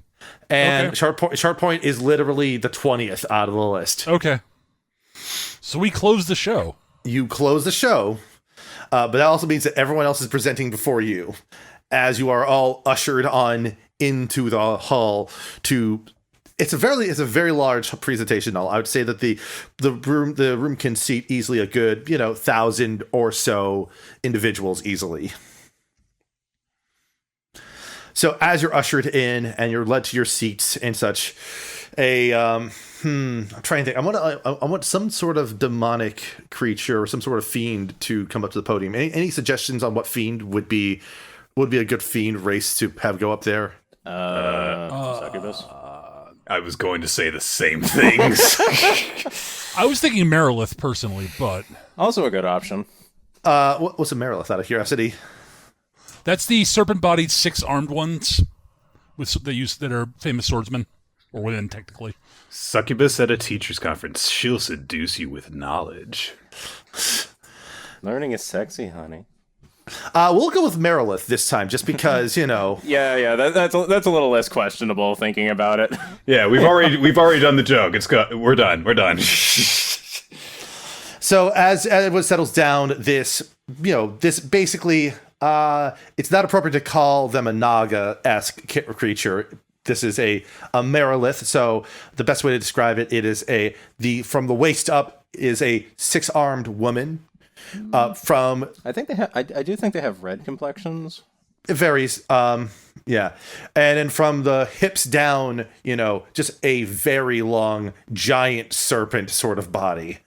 and she just sort of moves smoothly across the stage to applause and such, approaches the podium and addresses everyone. It's like, good afternoon and welcome to the presentation phase of Ikosakan. You'll have to excuse the theological branch is still indisposed in their furious debates. They will not be letting themselves out until tomorrow at the least. I am Mint. I am your MC for these events, and I will say that attendance for every presentation is mandatory. Yes, we have locked the doors, and yes, we are not allowing anyone to teleport or use planes to escape this room. You are all required to be here. This is part of what you all agreed to. Yes, even you. She just says to no one in particular. But Aarvaad, you feel like it is specifically pointed to you. But I wouldn't want to leave the listening part of this. That's the interesting thing part. Oh, a sweet little nerd. Yeah. I'm an academic. This is awesome. The listening part's great. It's the presenting part that makes no goddamn sense. Oh man, it's like a nerd at a speech class. So with that, there's applause, and then the presentations begin, and every institute sort of presents in order. I would say that to determine how interested in the presentations are you all? I know you're interested, Aarvaad, okay? I'm interested in anything that is remotely academic. Aarvaad is completely locked in and is taking copious notes. He is likely to be interested in almost anything else, but depending on how academically how adjacent to actual academics they are will determine whether he takes notes or not, basically. Well, Oren's instruction to us, I believe, was that we were here in order to receive accreditation, and that was basically his only goal, beyond Danamin deciding that they had to win. So Danamin is like listening to things in the sense of scoping out the competition, but if a presentation doesn't seem to be going well, or if it's something that just doesn't generally appeal to him. Coltash is not a particularly patient individual and is pretty much spending a lot of their time. Let me specify. Cole is not a patient individual. Tash is, and Cole never listens. And so Cole is basically just kind of hanging around in the back of the auditorium, just kind of where she won't be a disruption, while still just practicing her gun maneuvers and whatnot, because not actually firing any shots, but she took out all the bullets, so there's just this there's just a verbose degree of clicking behind the very back row. You'll see that Tabaxi comes can you keep it down a little bit? Click. I'm gonna have to report this. He just murmurs as he shuffles off. All right, so one other important note: none of you are entirely certain exactly where Aarvaad is producing the copious amount of paper he keeps pulling out of his satchel. Because he's taking a lot of notes. Okay, so let's go ahead and let's do some. Let's see here to avoid, I don't know, getting too bored. I'm trying to think of what check would be appropriate for this. Oh no! I know I need that inspiration. All right, let's just have everyone do just Constitution saving throws and see how long it takes for them to get completely I might need bored. I might need the advantage for that. Well, you have Constitution. You have proficiency with Constitution as a sorcerer. Yeah. That's 20. Natural 20 from my Constitution Coltash is actually not that bad. Coltash is just whatever. 21. 12. You have the lowest check because you're actually interested in this, so that's beside the point. Yeah. Everyone's fine. So no one falls asleep and snores through it. Out of curiosity, do any all have ideas for particularly interesting or odd presentations that happen during the course of the several hours that this is going? Coltash's particular interest does land on this one pair of twins talking about like interdimensional twin theory. Like they're actually twins, but they're talking about this, and their interest mutually between the two of them basically amounted to, hey, they're cute. Mm-hmm. Now the question is, were the twins born on the same plane? Were they born on separate planes due to just like the same one? But they could have swore that they saw a third one day.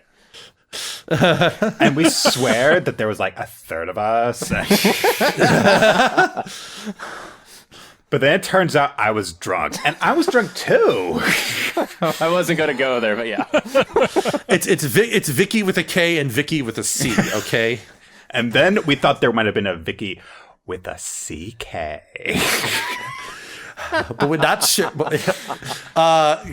So I think you have an idea, Aarvaad. Oh yes, one of the particular presentations that catches Aarvaad's attention is the hyperintelligent Velociraptor, who comes out doing a presentation on the power and amazingness of crystals and crystalline magic. So many crystals. Nice. Okay, and methods for using them to take over the world specifically. Of course. And Danamin? There's a dwarven professor who once ran his own shop, who has a presentation on how to fleece adventurers. Very nice. Nice. The trick is you buy low and you sell high. You get that? Okay, you buy low. Buyback value is always at 50% tops. As soon as it leaves the store, loses half its value.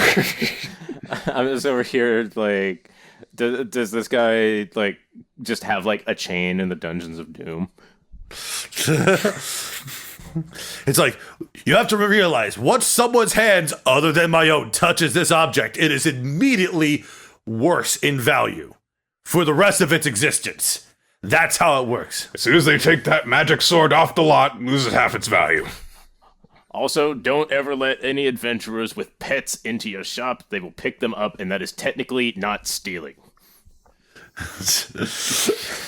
You can't prosecute pets, apparently. Am I right? I'm just going to continue to It's like a big laugh out of everyone. I'm just going to continue inserting as many NetHack jokes in on this guy as I possibly can. That's very good, yes. So, like, this all proceeds. So, after hours go by, we finally get to the penultimate learning institute, Rakej, and the first person to go up and present is, well, incidentally, Garvel. Aha. Garvel comes up, I have and a bad feeling about this. Oh, I know exactly what's going to happen, but at least I think I know exactly what's going to happen, but yeah. And you see a slight shifting of hands, a nervous cough, and then with a motion of hands, you see portals appear nearby, and then 3 entire bookcases just fall in and just land surrounding him in a sort of a nice, clean arrangement. Do the books fall off the shelves? No, surprisingly, they do not. We got a contender. Fake books. And then he proceeds to give a presentation about organization, optimization of books, of research, and of a whole slew of things about how to maximize the use of your institution's learning resources. Well, that sounds familiar. I suppose it was his field of study, though. So I am taking notes and sort of nodding appreciatively when he's getting things right, making notes whenever he gets anything slightly wrong according to my exacting standards. Yeah, go ahead and just you go ahead and roll insight if you want to, though, Aarvaad. Sure, although I might just say I intentionally fail. That's fair enough. You don't really catch on to certain details about like how it's going about, but they are definitely 12. Yeah, like it kind of confirms, like Danamin's kind of like, this seems awfully familiar. Although Danamin's not sure because he kind of like just kind of like his eyes spin occasionally. Maybe not. Well, we went to the same school. We had the same professors. Right. And, I would never dare cast aspersion on the honesty and reputation of a fellow librarian. That would be wrong. Yeah. Garvel also spends plenty of time espousing the superiority of the draconian decimal system. Well, that is that is the best system, of course. Mm-hmm. The important part is where the decimals are, and it's not where you expect. Well, it's also base 8 because, of course. Of course. I don't know what many of these words mean. Just every number is 0. How do you tell the difference? You just learn Context. context. Like how many apples Context for in my hand? mathematics, there's a concept. I think that How many apples for my hand? 0. Okay, well, take one away. Take 0 away. How many do I have left? I have 0, obviously. No. You have 0 left. That's a big Right. difference. Yeah. I remember that when eventually Terry Pratchett introduced the troll counting system, the base many system. Yes. Which is 1, 2, many, 1, many 2, many. No, it was effectively base 4. Oh, it can one, then two, go to 3, 3 and many. then spin. Oh, okay. I thought it was Many 1, many 2, many 3, many 1. And eventually, lots. Yeah. Just eventually. All right. So with that presentation done, there's very good applause. And then next comes on stage is Irving. Okay. And Irving floats on and begins with his grand entrance of just like, yes, hold your applause. I know it's me. It's simply me. Anyways, as you do not get to be a hero like me without traveling far and wide. And how do you know where you're going? Well, that's very simple. And then there is like a sweet turn, and then several rift portals open, and you see what seems to be the night sky of multiple different planes at the same time. Wait a minute. And as would you know it, Irving is now proceeding with a presentation of how to navigate any plane using the stars of the planes. There's no way you can give a presentation covering all of that. You'd think so, but Irving's doing a pretty darn good job. But go ahead and just roll go ahead and roll your survival check with advantage just to kind of base on your. Okay, so it's roll 2d20, drop 1. Yeah. And then plus my score. Okay. Yep. 24. Yeah. So like he's getting like there's places you have not been on, but you've heard things, and he's relaying the essentials. He's not necessarily going into the same depth that you did in your plane. I mean, it would be impossible to cover a bunch of planes and do that. So Sure, but he's doing an astounding job conveying all these different planes cleanly to the different attendees, and does it with a very big flourish. And then, so there's some applause. I want to say that at this point, I think Coltash is kind of starting to smell a rat and is going to lean over. it was not a rat, it was a bird. Because, if Smith goes up there and he's doing the same thing, then Coltash knows there's fraud afoot, because he does not. Absolutely. And speaking of which, as Irving was off, like, Wessington, does, an okay, diving roll into the stage, pulling out his rifle, aiming out into a particular direction, and firing off stage, only for the bullet to appear from the other side of the stage and hits a target that was placed somewhere on the stage. Yeah, he does an okay roll as opposed to an Oakley roll. Yes, exactly. So, and then he proceeds to do a really, boisterous, Well, good afternoon there, ladies and gentlemen, and everyone else. I'm here to show you the best ways to shoot targets that you can't even see across planes. And then he just goes on and begins to do like fairly flourished, fairly fancy shooting, but he is shooting off in one direction, bullets are flying on other directions, and hitting targets that he's not even looking at properly. And it is very elaborate and over the top, to say the least. Like, I'm watching, like, the paths of these bullets, and I'm almost convinced that the shots coming out of his rifle are not the same shots that are actually hitting the targets. Go ahead and roll a intelligence check with proficiency, just because of your background. So that'd be... in your case, that'd be a +3. So there's the bad roll. Yeah. So like, it's hard to tell exactly if the bullets he's shooting are the ones coming out of the portals.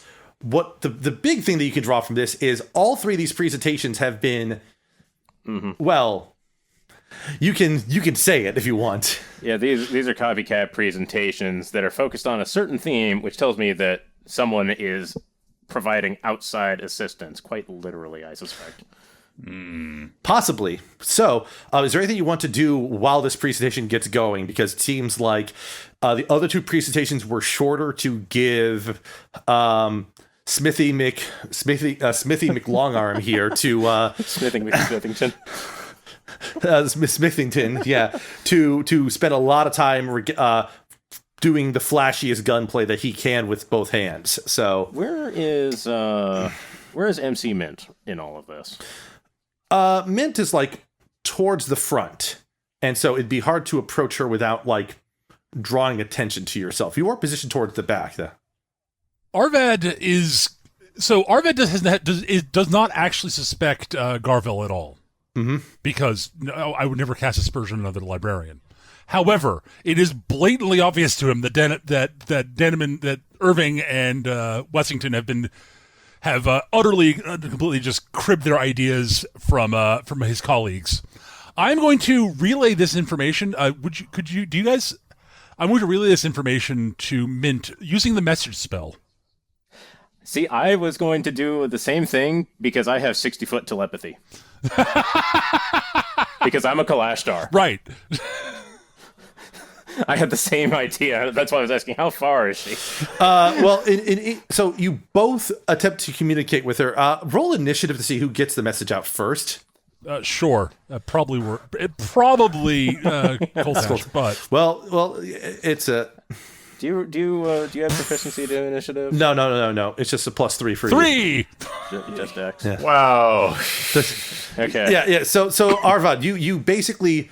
I have to cast a spell. Yeah. Whereas she's just using telepathy. I mean, so they just use telepathy. So as you do this, Mint sort of like glances about, then looks over to you, Coltash, when she sort of and just sort of raises one of her hands to her lips and just sort of shh. Does that. When I see that, I will stop casting the spell. All right. Well, that's going on. Feeling appropriately chastised. Cole, meanwhile, is not. And is just and both Cole and Tash, because they can both speak through this method, are both shouting fraud. After you do this a few times, you see Mint disappear. Just poof? Yep. Okay. And Mint appears immediately behind Coltash. Oh, hello. Before leaning and just wrapping two of her arms around you, Cole, and whispering, any further disruption will amount to immediate disqualification of your entire institution. I cast Detect Portal.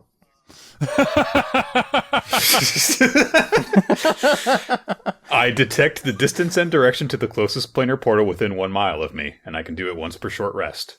Okay, so you cast Detect Portal. At the current point, the closest portal that you can see is off stage right, but likely behind where the curtains are. So it's not in line of sight unless you kind of go way out to the side.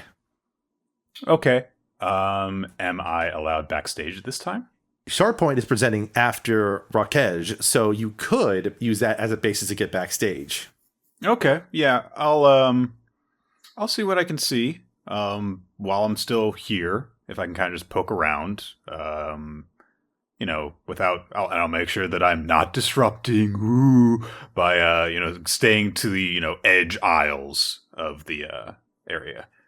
The only thing you can see kind of in that same offstage area is just a little bit of a faint glow, but nothing more explicit than that. Aarvaad and Coltash will see Danamin like skew off to the right-hand side of the auditorium, head down towards the front as he's sort of looking at the stage. All right.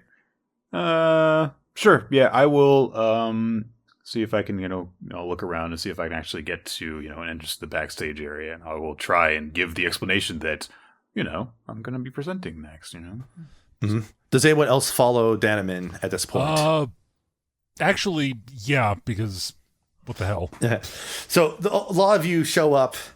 There is a Earth Genasi there, looks up, sees your lanyards, and then looks at the thing.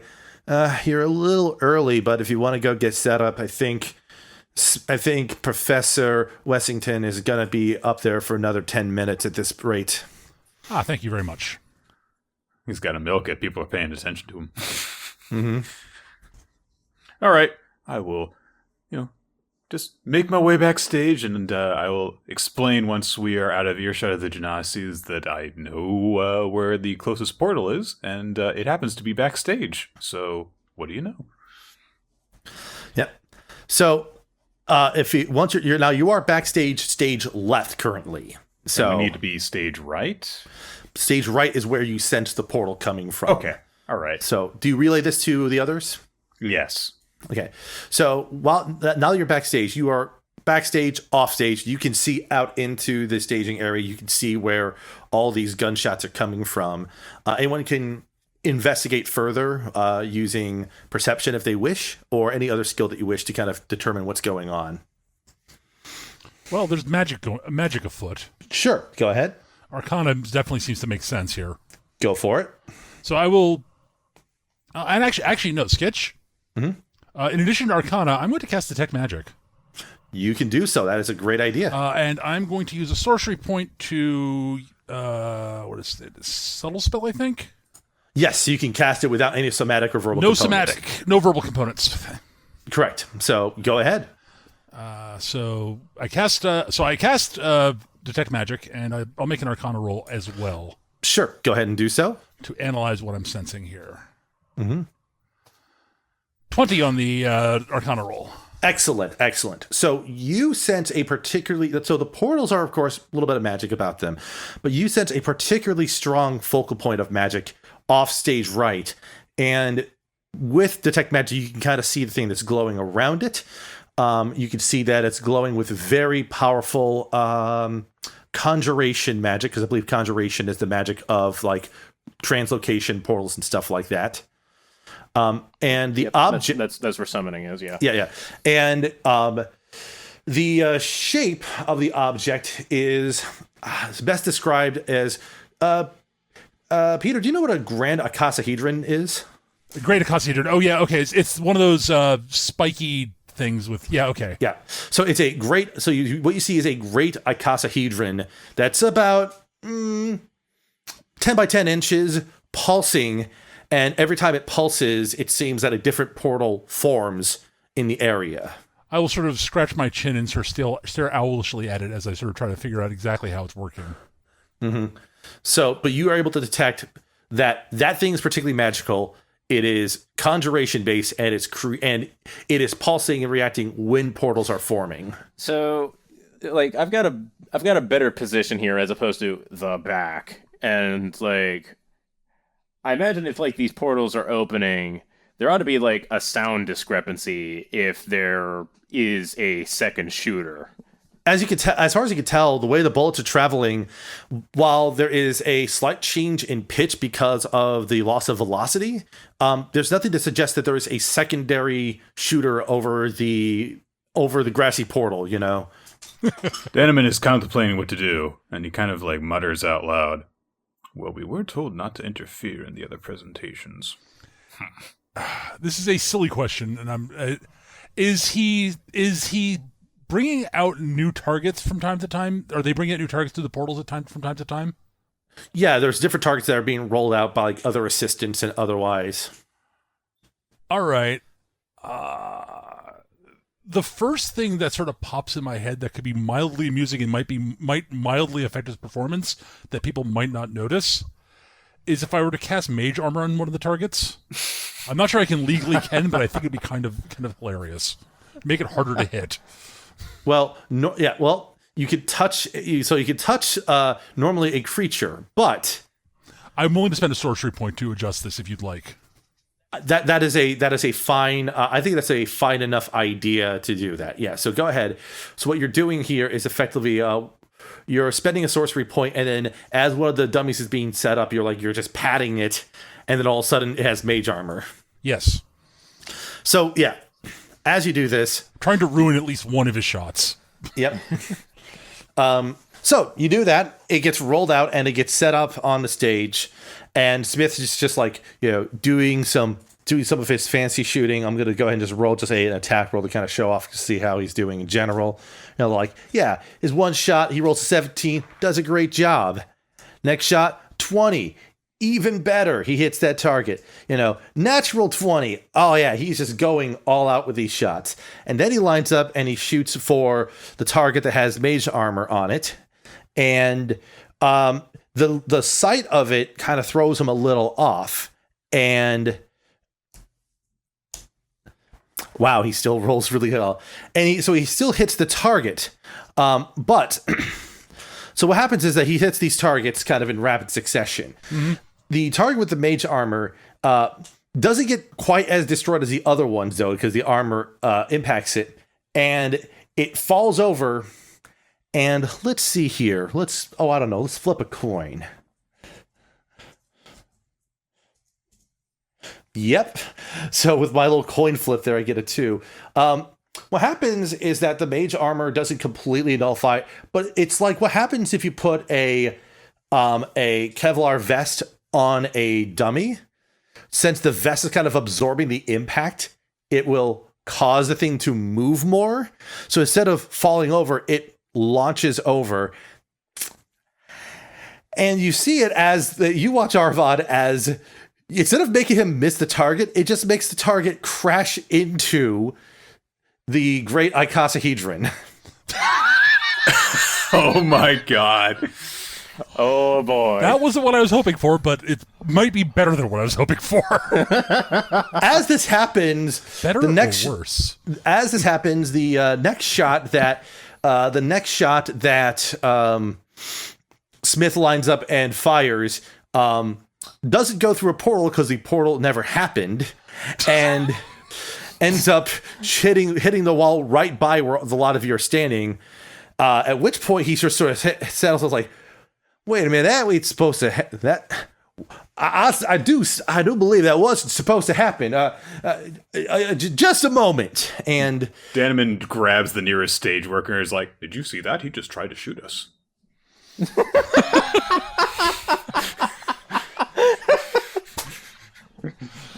The Smith runs off stage over to where the icosahedron is, and he starts messing with it and poking at it. Peter, just go ahead and roll like a Arcana check for me, because you still have Detect Magic up. Yeah. Oh, 6. Well, natural 1. Yeah. Can I use my inspiration to reroll that? Sure you can. Go ahead. Excellent. Give yourself advantage on that roll. On this roll too? Okay, great. Yeah, that's basically what you're doing. You give yourself advantage on the roll. So I'm just gonna, Yeah. There we go, 19. Okay. There we are. So you see this man who has no understanding of how to use magic items. Oh no! Mess with this thing here, and all of a sudden, oh no! There is all of a sudden, like Aarvaad's eyes sort of bug out. He's like, no. Sir, you probably don't want to. multiple portals just erupt out from it across the space. A total of 4 portals erupt on the stage in particular, and from each you see 5 sets of heads coming out. What a nightmare. as a creature comes out that looks like it is sort of ethereally tied across these 4 bodies, each possessing 5 heads, and each looking like they have a slightly different sort of like planar attunement to them. Oh dear. Does anyone want to throw a guess into what this creature is? Sure. Well, I mean, I'm going to make a roll because I have no idea. But Oh, sure. Go ahead. What would this be? Like nature? Nature. Sure, Okay. nature. Sure. Let's go with nature. That's fine. 19. Okay, well, there's one of these. You'd probably call it a hydra, Right. but there's a total of 20 heads to this hydra. Yeah, hydras normally don't have that many heads. So what would be the appropriate name for a 20-headed hydra? A dodecahydra. Or, hey, come on, Icasa Hydra. this is an icosahydra. There's your punchline for the session there, Peter. Hey. Anyways, This is your Icasa Hydra, Icasa Hydra. Haha, oh god, why? Math jokes. Which I'm normally down for, honestly, so. listen, I figured you'd find that at least amusing here. All right, so when that pops out, Aarvaad adjusts the glasses. An Icasa Hydra. I thought that was only theoretically possible. Fascinating. Well, you are in the realm of math. As long as there's a possibility, that basically counts. So,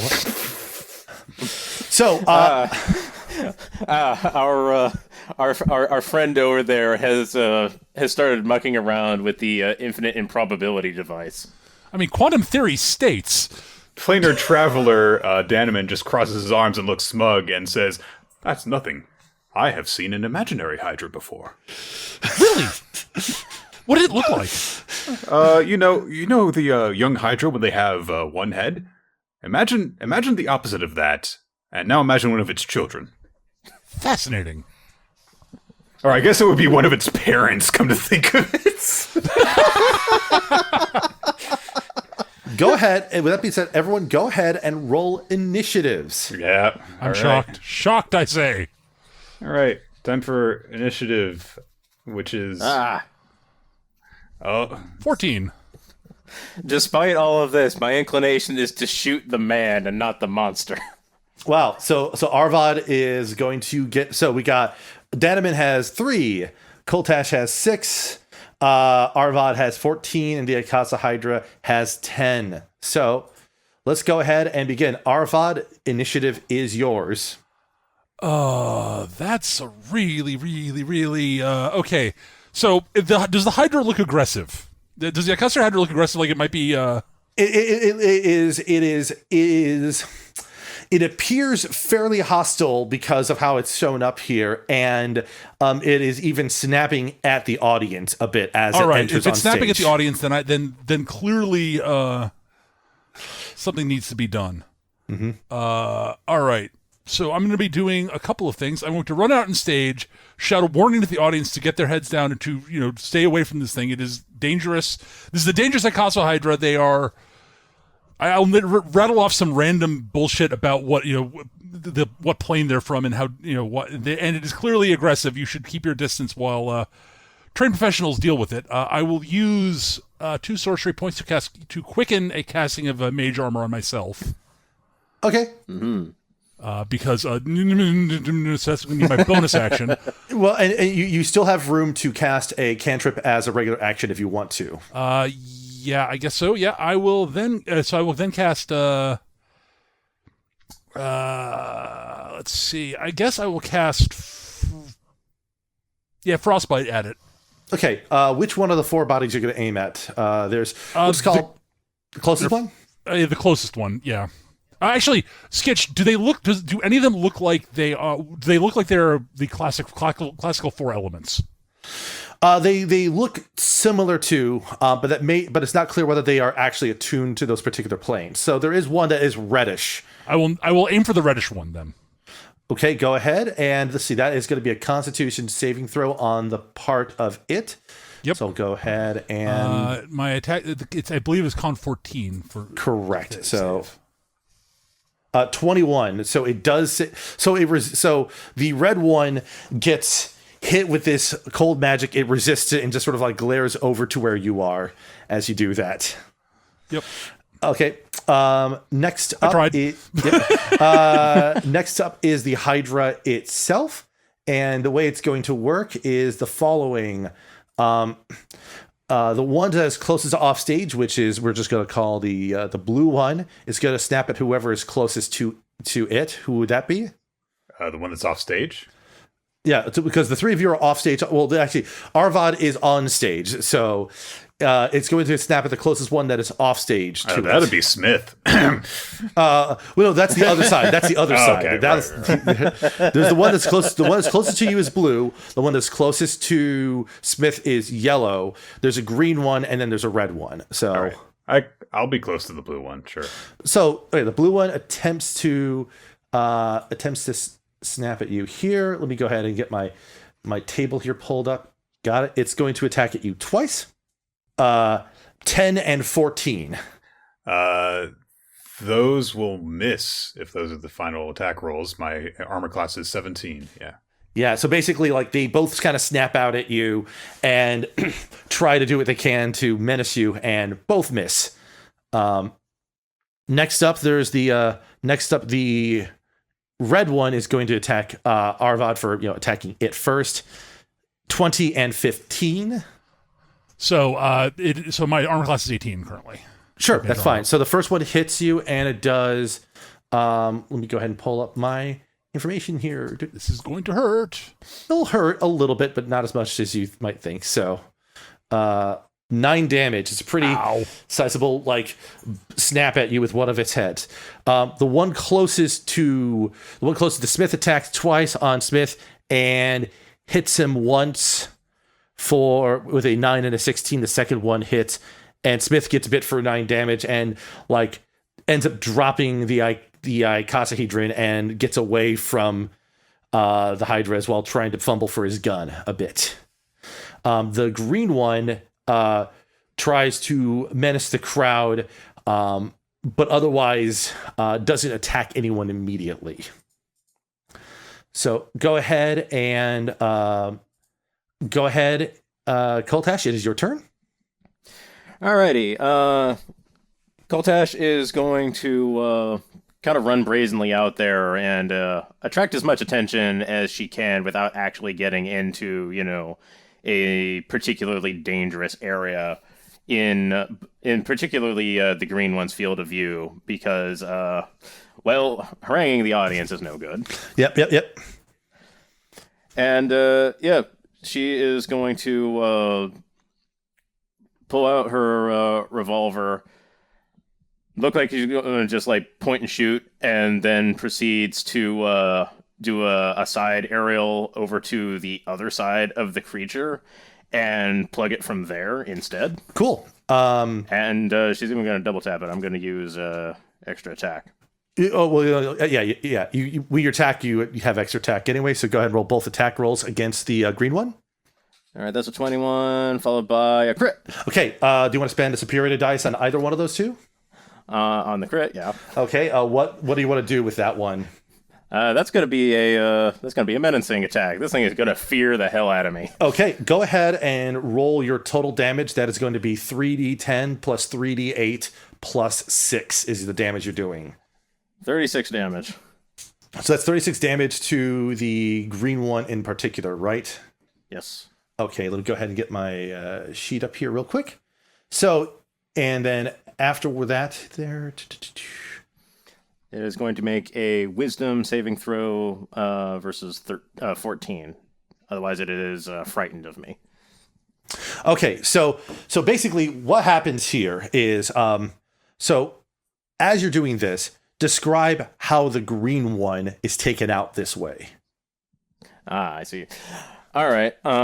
In that case, what happens is Coltash makes their approach and proceeds to, do an aerial over the whole thing, and is just kind of and fires one at the apex of the jump, like straight down, and it has kind of like a bowling pin effect where one head smashes into a bunch of the other heads, and then upon landing, Coltash will do a back roll right under it, and will fire into the most underside head and knock it straight back up. So they just have they get bullets. So it's like the ball bearings on the desk. Yeah. So yeah, it's like pretty much, yeah. Coltash rolls out and basically just completely takes out one of the Hydra by herself with her first attack action. Nice.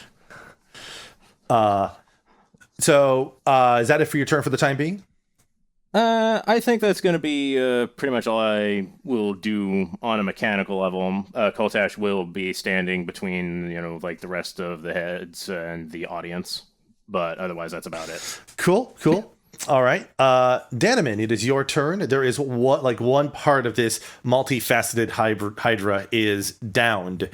You have 3 more parts to it. It's weird again, it feels like it's one entity across 4 bodies, the way that it's behaving. All right. I am going to begin by casting Hunter's Quarry. Okay. And make the blue Hydra my quarry. You got it. And since it is right in front of me, I'm going to take my Yikowa, my spear, basically, and I am going to circle it and jab at it, and just attack the thing in general. Okay. And all right, so I get 2 attacks. So you mark the Hydra as your quarry, and you attack the blue one in particular, and it's both the attacks kind of barely miss the heads, and they keep their attention on you in particular as you sort of again menace them and draw their attention away from the audience at the very least. Fair enough. That's fine. All right. With that, we are back to the top of the order. Aarvaad, you got the red. All right. I will maneuver so that I'm sort of between the body of the Hydra that the red Hydra that I'm looking at and the audience, because again. Yep. And I will cast Ice Knife at 3rd level. Mm-hmm.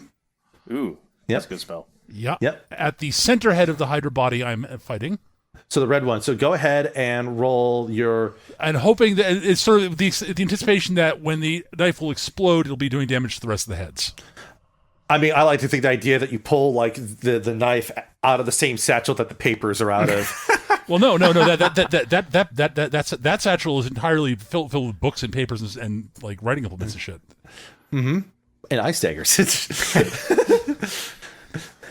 I like to more imagine that this was just a pen and you just made it a nice dagger. You pull out a set of drawers of library cards that you keep everything filed in, and there's in the eye drawers where your ice dagger is.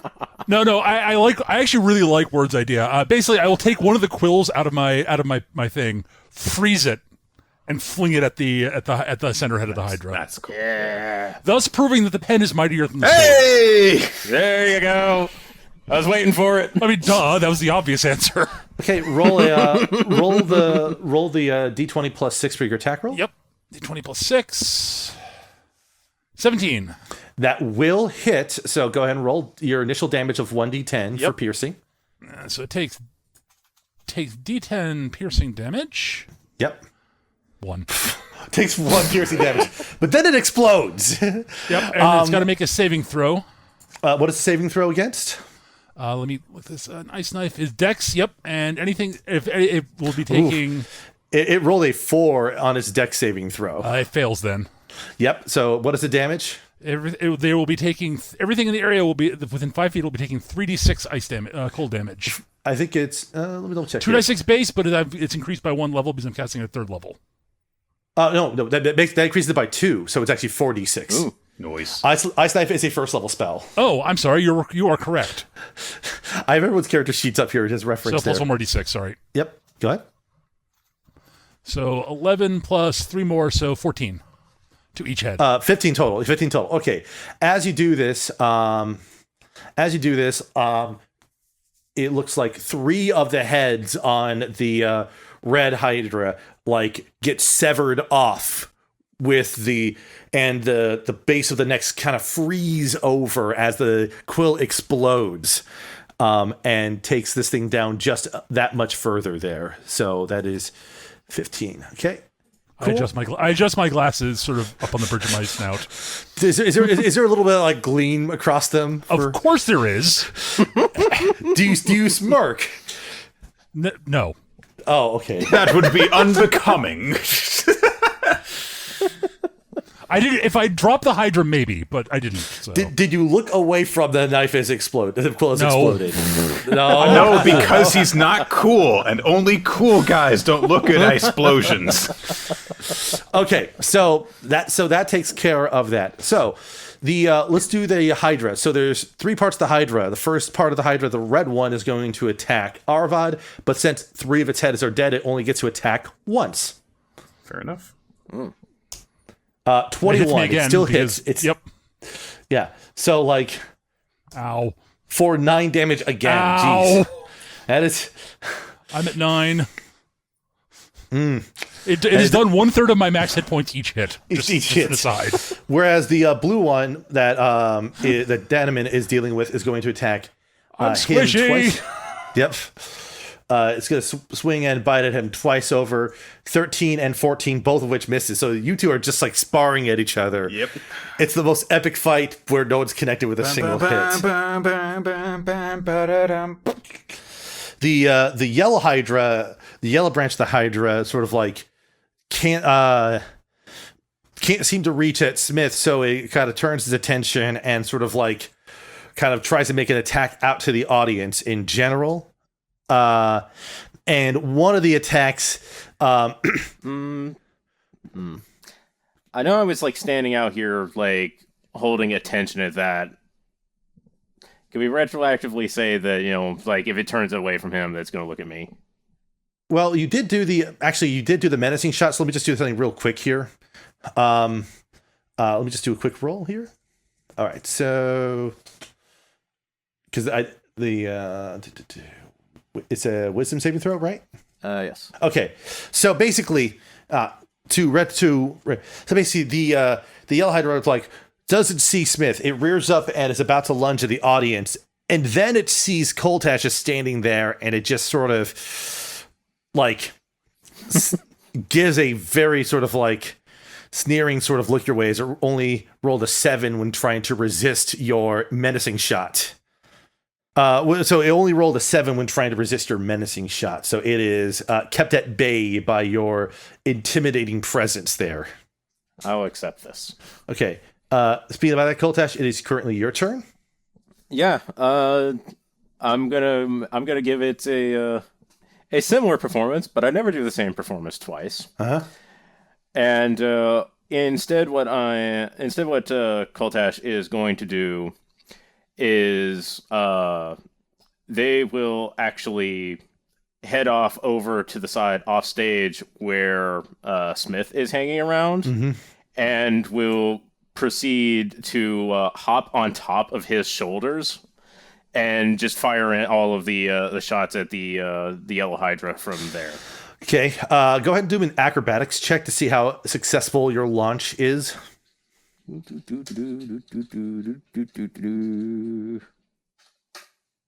19.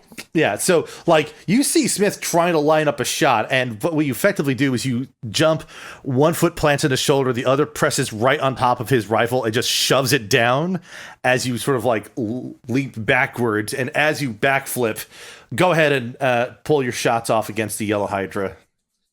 Sounds good to me. 1d20. Oop, not 30. 1d30, huh? It's a very impressive shot. Potentially. All right, so I got a 24 and 11. So the first shot does land. All right.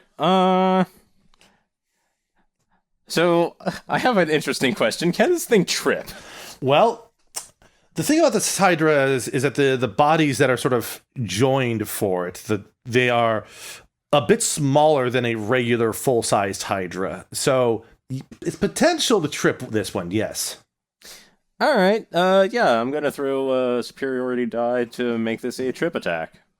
All right, go ahead and attempt that. Go ahead and roll your damage roll. Be what, D10 plus D8 plus 3. All right, 16 damage, and it is going to roll strength, trying to beat 14. I did. It rolled a 15, so it did beat that. But you do cleave off 3 of the heads on the yellow one. Action surge. All right, you can, as you're still flying in the air. I like to think I'm just like perched on top of Smith at this moment. I think you're flying through the air, like out back into, like you're off stage and you're flying back on stage. No, wait.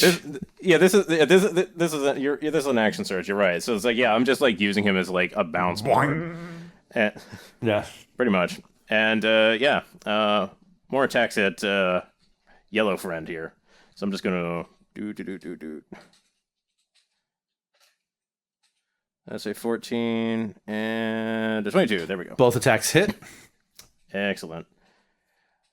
Not going to do any. Not going to do any superiority die on 2d10 plus 6. Yep. Yeah, because I have a feeling that this thing is about to suffer a critical existence failure. Possibly. 14. Okay, so. So it's down to 1 head, but it's still up. Curse you, 1. So we have the yellow has 1 head, the red has 2 heads, and the blue has all 5 heads still. I'm going to say, wait here for 1 moment, and then I'm going to vanish as I cast Misty Step. Yep. And so that is going to teleport me 30 feet away from it so I can charge it. Oh. Go ahead. I thought you were going to say something about that stupid horse's head in that process as well, but you know. Let's go ahead. Let's see him do this. Let's get a load of this. All right, so I just roll a regular attack. Yes, the master plan. Nat 20! Oof, okay. A 20! Do you want to roll your second attack to see what the follow-up attack is? Is it because you do 2 attacks? I do get to do action, 2 attacks, right? Yeah. Yeah. Plus 6. You guys are just steamrolling this. 19. Okay, so that's the one that has Hunter's Mark on it, so... Yes, so each attack gets my weapon attack plus the Hunter's Mark damage. Right, and so that, and you're attacking, what is the damage dice on the weapon? It's 1d8, and then Hunter's Mark is 1d6, and then damage bonus is 5. So it's 3d8 plus 3d6 plus 10. 34! That's more like it. There we are. So tell me how you do this one here. How you take out this one? I shish kebab all of its heads on my Ingwa, and kind of rip them all off in one go, and they're all kind of impaled on my head as I ride past. Well, I don't ride past, but run past, trot past. So you just like you all are just like laying waste to this whole thing here. As this is going, Aarvaad, it is your turn. Go ahead and roll a perception check for me as you're dealing with and looking at the red hydra before you. Plenty plus 0. 19. Oh, nice. Okay, so there's 2 things that you notice in particular. One, above there's like a little bit of signage kind of showing which institute is presenting, and you'll notice that it doesn't say Rock Edge Institute right now. It says Shardpoint. But that's not the important part. The important part is that you could see, like in the shuffling for what Coltash has done, that the Great Akasahedron is like really close by to where you are. Like you could feasibly move and get to it if you wanted to. I would love to do that, but there are hydras here still. Mm-hmm. Technically, I'm going to move towards it though, because I do want to do something. I do want to monkey with it a bit with my actual knowledge of this sort of shit, as opposed to Wessington's there. But how many hydras are still on stage? There are 2 bodies of the hydra left. The yellow one. Is the hydra still on stage? The yellow one. How close are they together? They're basically adjacent and excellent. I'm going to move back towards the icosahedron. In such a way that I can actually center Snylock's snowball swarm between the 2 of them to catch both of them in it. Snylock's snowball swarm. You are correct, yes. And I'll be casting that at 3rd level. All right. That's a lot of damage if they don't make their saving throw. Yep. So that they make their dex saving throw. They make a 4. So that is 4 dice 6 damage Oh, God. to all of them. Mm-hmm. 13. That's pretty good. All right. So how do you want to describe these last 2 bodies like being finished off from this? All right. So the 2 bodies sort of, you see the ice sort of creep up, the snow falls on them, and the ice starts creeping up the bodies as they just sort of freeze, sort of stock still. I adjust my glasses, turn to the Casa Hydra, snap my fingers, and they shatter into shards of ice. There you go. There's the smirk. All right. Very cool. I grin toothily at the icosahedron. Yeah. You grin at it. You also notice that it's still pulsing a bit, and you can see like heads starting to come out of the portals again. Oh, no. Oh, for crying out loud. I will next round I will then see if I can shut the thing down, but I can't do it this round. So at the next round there are no attacks, but you can see like another set of like just the next head and neck portions. 20 heads start to creep out, and before it gets to you, we'll just do a quick run through the other 2 real quick. Coltash, what do you do while the more heads start appearing through these portals? Well, this here is a 6-shooter, and for those keeping score at home, I have thrown off 6 shots at this point. Yep. So at this point, Coltash is going to demonstrate their ability to reload effectively. At which point, with one hand, they will just kind of snap their arm forward, and down out of the sleeve is going to roll a speed loader, to which they will throw it above their head while it's spinning wildly, and in midair, and will basically like lash their arm out with the revolver, open the chamber, and just kind of like slam it into the speed loader in midair, and all of the bullets are going to go into the chambers perfectly. Nice. Do a sleight of hand as you're doing that just to see how much it impresses the audience. I rolled an 8. Oh, wait. You do it. It's just it's not as clean as you would like. But you do reload the weapon. You didn't like completely jam it up. And then what do you do as a follow-up to that bonus action? From there, I'm gonna just hunker down, put one arm over the hammer, and just unload. Yep, go ahead. Just pull off your attack rolls against like the heads that are appearing. 18. Oh yeah, 17. Just go ahead and roll that damage. Technically, these aren't arms and they don't have weapons, but I have a feeling what's coming. So let's just say I'm disarming them anyway with disarming attack. Sure, let's just do that. Why the hell not? Oh, they're losing their teeth. 16. I rolled poorly. Well, you do cleave off a few heads, and there's just a pile of like necks on the ground with heads attached to them. People in the front are probably covered in some degree of blood. They're in the splash zone, I am not. Surprisingly, no. Danamin, what do you do as these heads kind of come into play? The first thing that Danamin's going to do is take a quick look to make sure that JJJ is still secure around his neck. He gives a squeeze around your neck. All right, good. And then I am going to drop my Yikowa because it has lots of heads on it right now. And I'm gonna draw my longsword, and I'm going to charge one of these other appearing Hydra heads, or Hydra bodies, I guess. Yep. And go after this thing. So. Yep. And I'm going to basically be running straight at this thing and take a leap and kind of like come down on the portal as it's emerging. Okay, the first attack hits. Go ahead and roll announce what your numbers are for the attacks, by the way. 15 for the first attack. Mm-hmm. 20 for the second attack. And because I charge without using a bonus action this time, I also get to get my hooves melee attack. Stop on it. Go for it. So yeah, I'm jumping up and down on this thing, basically. Although I think my hooves miss because I already rolled. Your hooves do miss, but go ahead and roll your damage for the first 2 attacks with a longsword. Again, it's very fancy. It's 2 attacks, right? 27.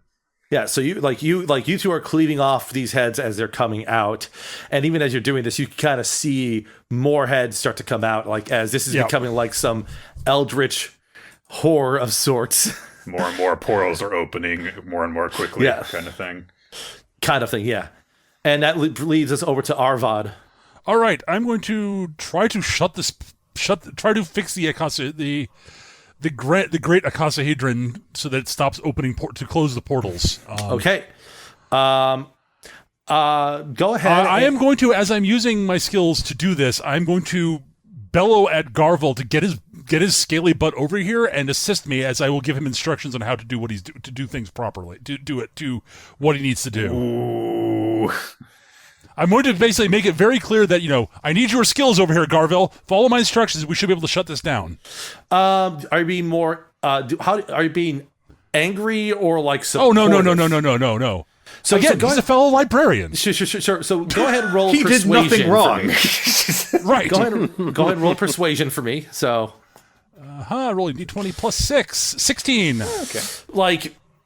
Garvel sort of peers out from behind one of the set pieces off stage, and it's just he just sort of grimaces a bit before he heads on over to kneel adjacent to you, and then just sort of mutters under his breath some as he starts to try to assist however you want to go about. So, how do you want to attempt to basically turn off the icosahedron? Well, unfortunately, I do not know dispel magic. No, but I will use my Arcana skills to analyze the current planar magic settings that this thing has been set to, because it's clearly an artifact of some sort. And see if I can realign them in such a way to shut the portals down. Go ahead and roll Arcana for me. All right. And I will explain what I'm doing to Garval while I'm doing it, and hopefully he'll be able to assist me effectively. Mm-hmm. An 11. All right. So do you want Garval to assist in this respect? It actually would be you'd have advantage, so you just roll again. Yeah, so in this case here, Garval is aiding you, so you can go ahead and 16 roll instead. All right, so basically what you can tell is that the way this works, think of it as sort of like a Rubik's Cube type thing where it can be rotated and spun in different directions. Right. It's just that what's underlaying it are effectively magical current and not colors. Right. But through through that look there, you feel like you could spend Skitch, do I remember what the magical pattern? I remember the magical patterns it was set at before. I was going to say you have keen mind, so I will try to reset it to the way it was before. Welcome to the challenge, Simon.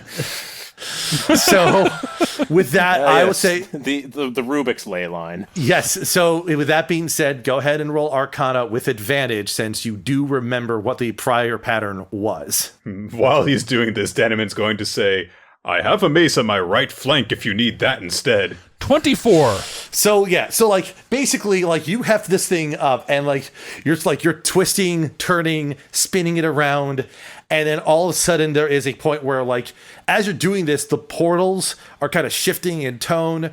They're showing different locations, and all of a sudden you set it to one particular configuration, and then it resets back to where it was during Smith's presentation, and everything just kind of gets eerily calm while there's a bunch of Hydra heads laying on the stage.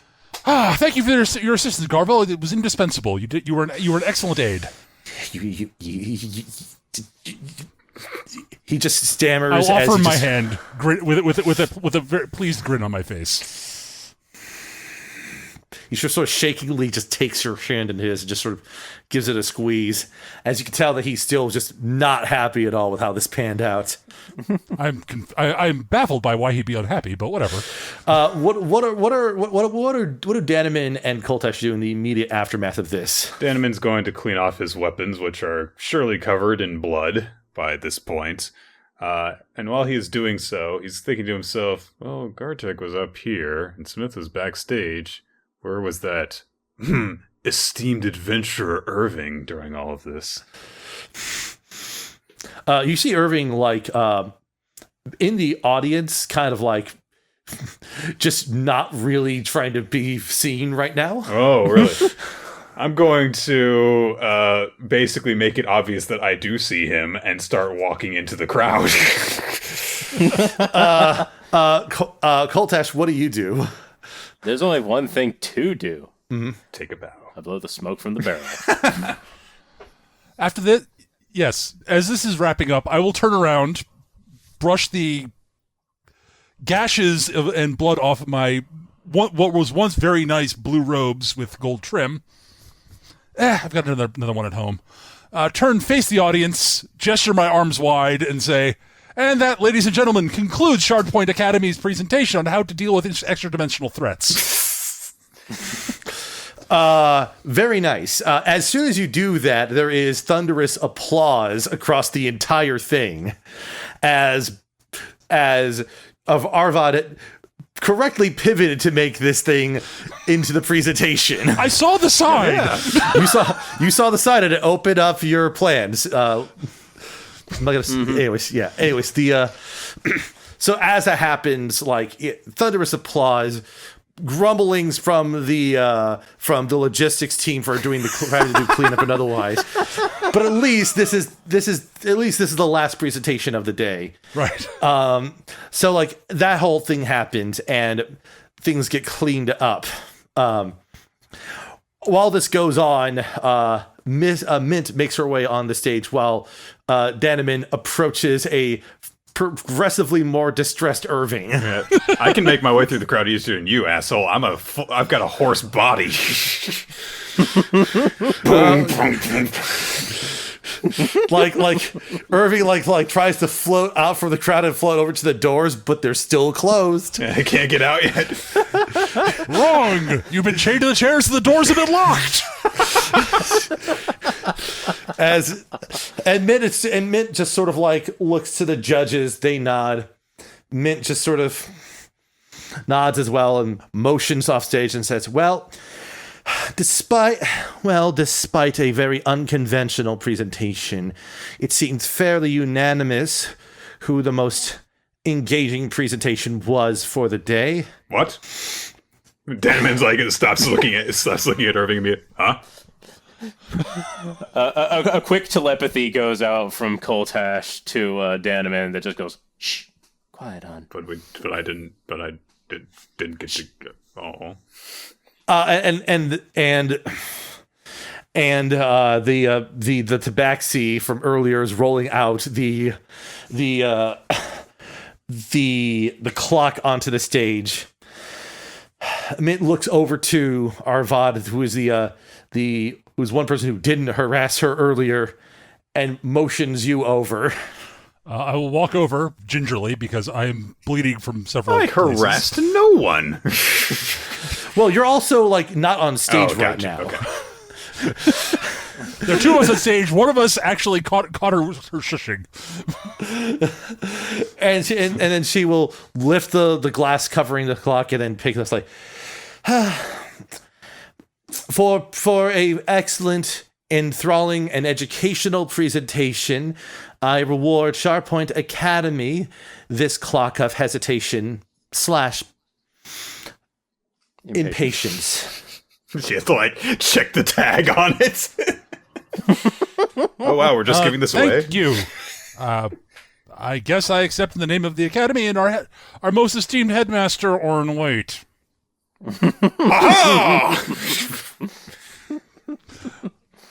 Trying not to sound profoundly disappointed in saying that, and failing. So with that, the crowd sort of give out another cheer. The doors finally are unlocked, and Irving tries in vain to run. Hold on a second, you. Go and roll athletics to chase him down. He's got no body. I know. I just want to see. And nobody's got him. 23. Yeah. So at this point,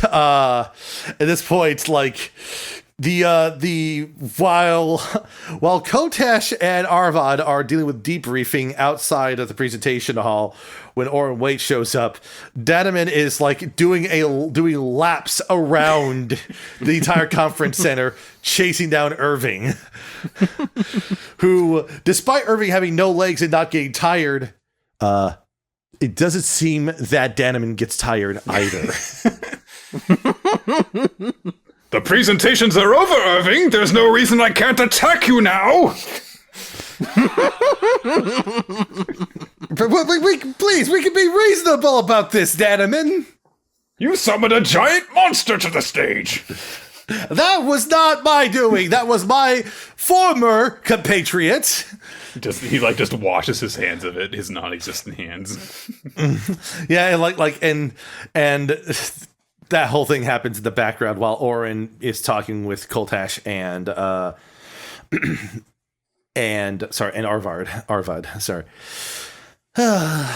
He looks at you. It's like, oh, well, I take it that the presentations went well, you two. Well, are you insane? This entire proceedings was a complete shambles from the get-go. Everything that could have gone wrong went wrong, and we had to defend the audience from an attack from a possible hydra, from an altered dimension, and we somehow, through defying all logic and reason, ended up winning this stupid competition. Here, take this. I am never doing this again. Or like now you're not just holding the clock, are you? Out of care, like you're not just holding the clock, right? I am. Was I handed it? I hope not. You were handed the clock from. Okay, I will Mint. force the clock into Orin's hands before shouting. Yeah, but you're still holding something else, aren't you? I am. Well, you were messing with the. Did you just leave the? No, I left the icosahedron behind. No, I guess I still am holding the icosahedron. I guess. Yeah, like the whole thing. You'd be like, Orin just sort of like takes the clock, looks at it, looks at you. That's like. Where did you find that? That was backstage. The Rockhedge Institute was using it to create portals and such. This is why the Hydra showed up. I look over at Mint. Mint just sort of like shrugs and like goes off, like because she's done with her being their emceeing thing. But I will force this into Orin's hands also. I will force the icosahedron into Orin's hands also and say, I'm done with this! I need to go back and reorganize his library because I know for a fact that TAs will have screwed things up. But just before you leave, Aarvaad, let me say a few things to you, please. Also, Coltash, do you have something to say? As Mint is leaving, Coltash is going to telepathy at her. You're cute. Call me, honey. She flicks her tail your way kind of in a sort of a non-dismissive manner, to say the least. Not a beckoning manner, but like, it's affirming. I heard you, yeah. Yeah, exactly. I heard you. Danamin will show up at this point. He has a clump of mane in his hand. and a grin on it, and a grin on his face. Orin's going to look at this and then look over to you, Aarvaad, and just say, like, I remember the last time I've seen this. Hmm? There's only one person I know who would be foolish enough to not only get their hands on this, but decide to use it for some reason. Oh, I can see. Okay. Do tell, Headmaster Fate. Well, I saw him earlier because he was at the meeting of the headmasters. This was Stop's doing. Who? Wait, why do I care? I don't care. This is none of my business. Stop was the name of the Rockage Academy's headmaster we saw in the cafeteria. We saw him in the cafeteria? Yes, Ialapale Stop. He was my former compatriot. We specialized in gathering artifacts. He likes to use them extensively. I prefer to just gather them and research them, and usually keep them out of people's hands. And we had a bit of a falling out over his over insistence of using things. I will blink owlishly at at Orin for Vincent. I am hard pressed to admit it, but I actually agree with you about something. I agreed with the headmaster. Ah! Lord Orin, we have won you your prize. That's good and all. But And I got my hands on that stupid horse head. I think that's probably more important from your part, Danamin. Oh, no, never, Lord Orin. I would never put your needs behind my own. Orin kind of juggles the two items in his hands because they are fairly large for him, and then moves to hand them off to Danamin so that Danamin can hold them. Before, if you're gonna make someone in this party carry something, it should be him. Yes. Before he goes up and like pats Aarvaad like on the arm, it's like, and don't you worry, Aarvaad. I think you did an exceptional job here, despite your best wishes. No, I intended to do a good job. I did a magnificent... I didn't get to do my job. I had to defeat a hydra, which is entirely outside my purview. I'm a librarian. Not some monster-slaying... Coltash whistles innocently. Danamin will sidle over to Coltash and be like, "Were you successful in obtaining her number then?" All things in time, my friend. All things in time. And with that, the instructors successfully gave the gang successfully gave a presentation at an educational convention. Yes, that is what happened. That's what we'll tell our students. As an aside, as we make our trip back, Coltash is like while we're in transit, Coltash is going to have a notion, draw the revolver, and just kind of aim it into the air and fire indistinctly for what is no obviously apparent reason. And, somewhere on the other end of the academy, Smith is getting ready to leave, and then his pants fall again. Oh, I was gonna say like as he's leaving the convention center, he's like, well, I may have lost the presentation, but at least I get to keep my dignity. And then, like the bolt just like flies straight down and just like clips the buckle, and his pants fall down.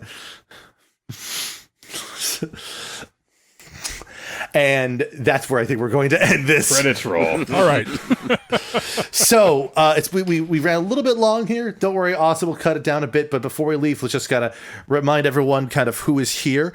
I was Michael Schiciano, or Skitch. Be sure to follow me on Skitch Music if you want to, or go to skitch.bandcamp.com if you want to buy my music to support me. Peter? Yes, I'm Peter Bowman, otherwise known as MechaGM. You can follow me on Twitter at MechaGM. You can also find me on Twitch, where I stream fairly regularly, at twitch.tv/MechaGM. I also upload recordings of a podcast I do with my friend Eric to YouTube. Just look for MechaGM on YouTube. You'll find my podcasts and my Let's Plays and RPGs there. Nick? I am Nik of Time on Twitter. That's NIKFTIME. You can also follow me on Twitch, which is under the same name, although I don't really stream very often.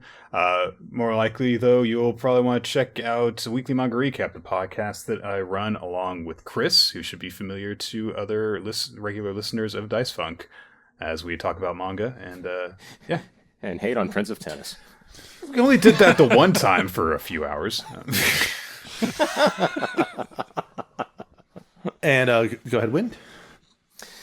I am Word on the Wind. If for some reason you want to follow me on Twitter, I am at Lurking Wind.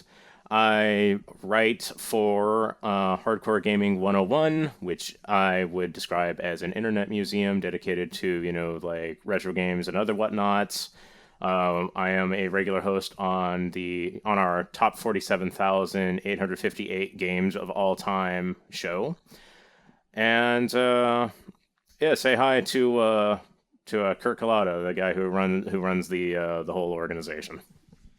All right. Thanks again for y'all showing up. And Hopefully, we'll see you again at the Academy, where yet someone else is unfortunately put through administrative hell, one way or another. The finest point that you can put on a document is with a bullet.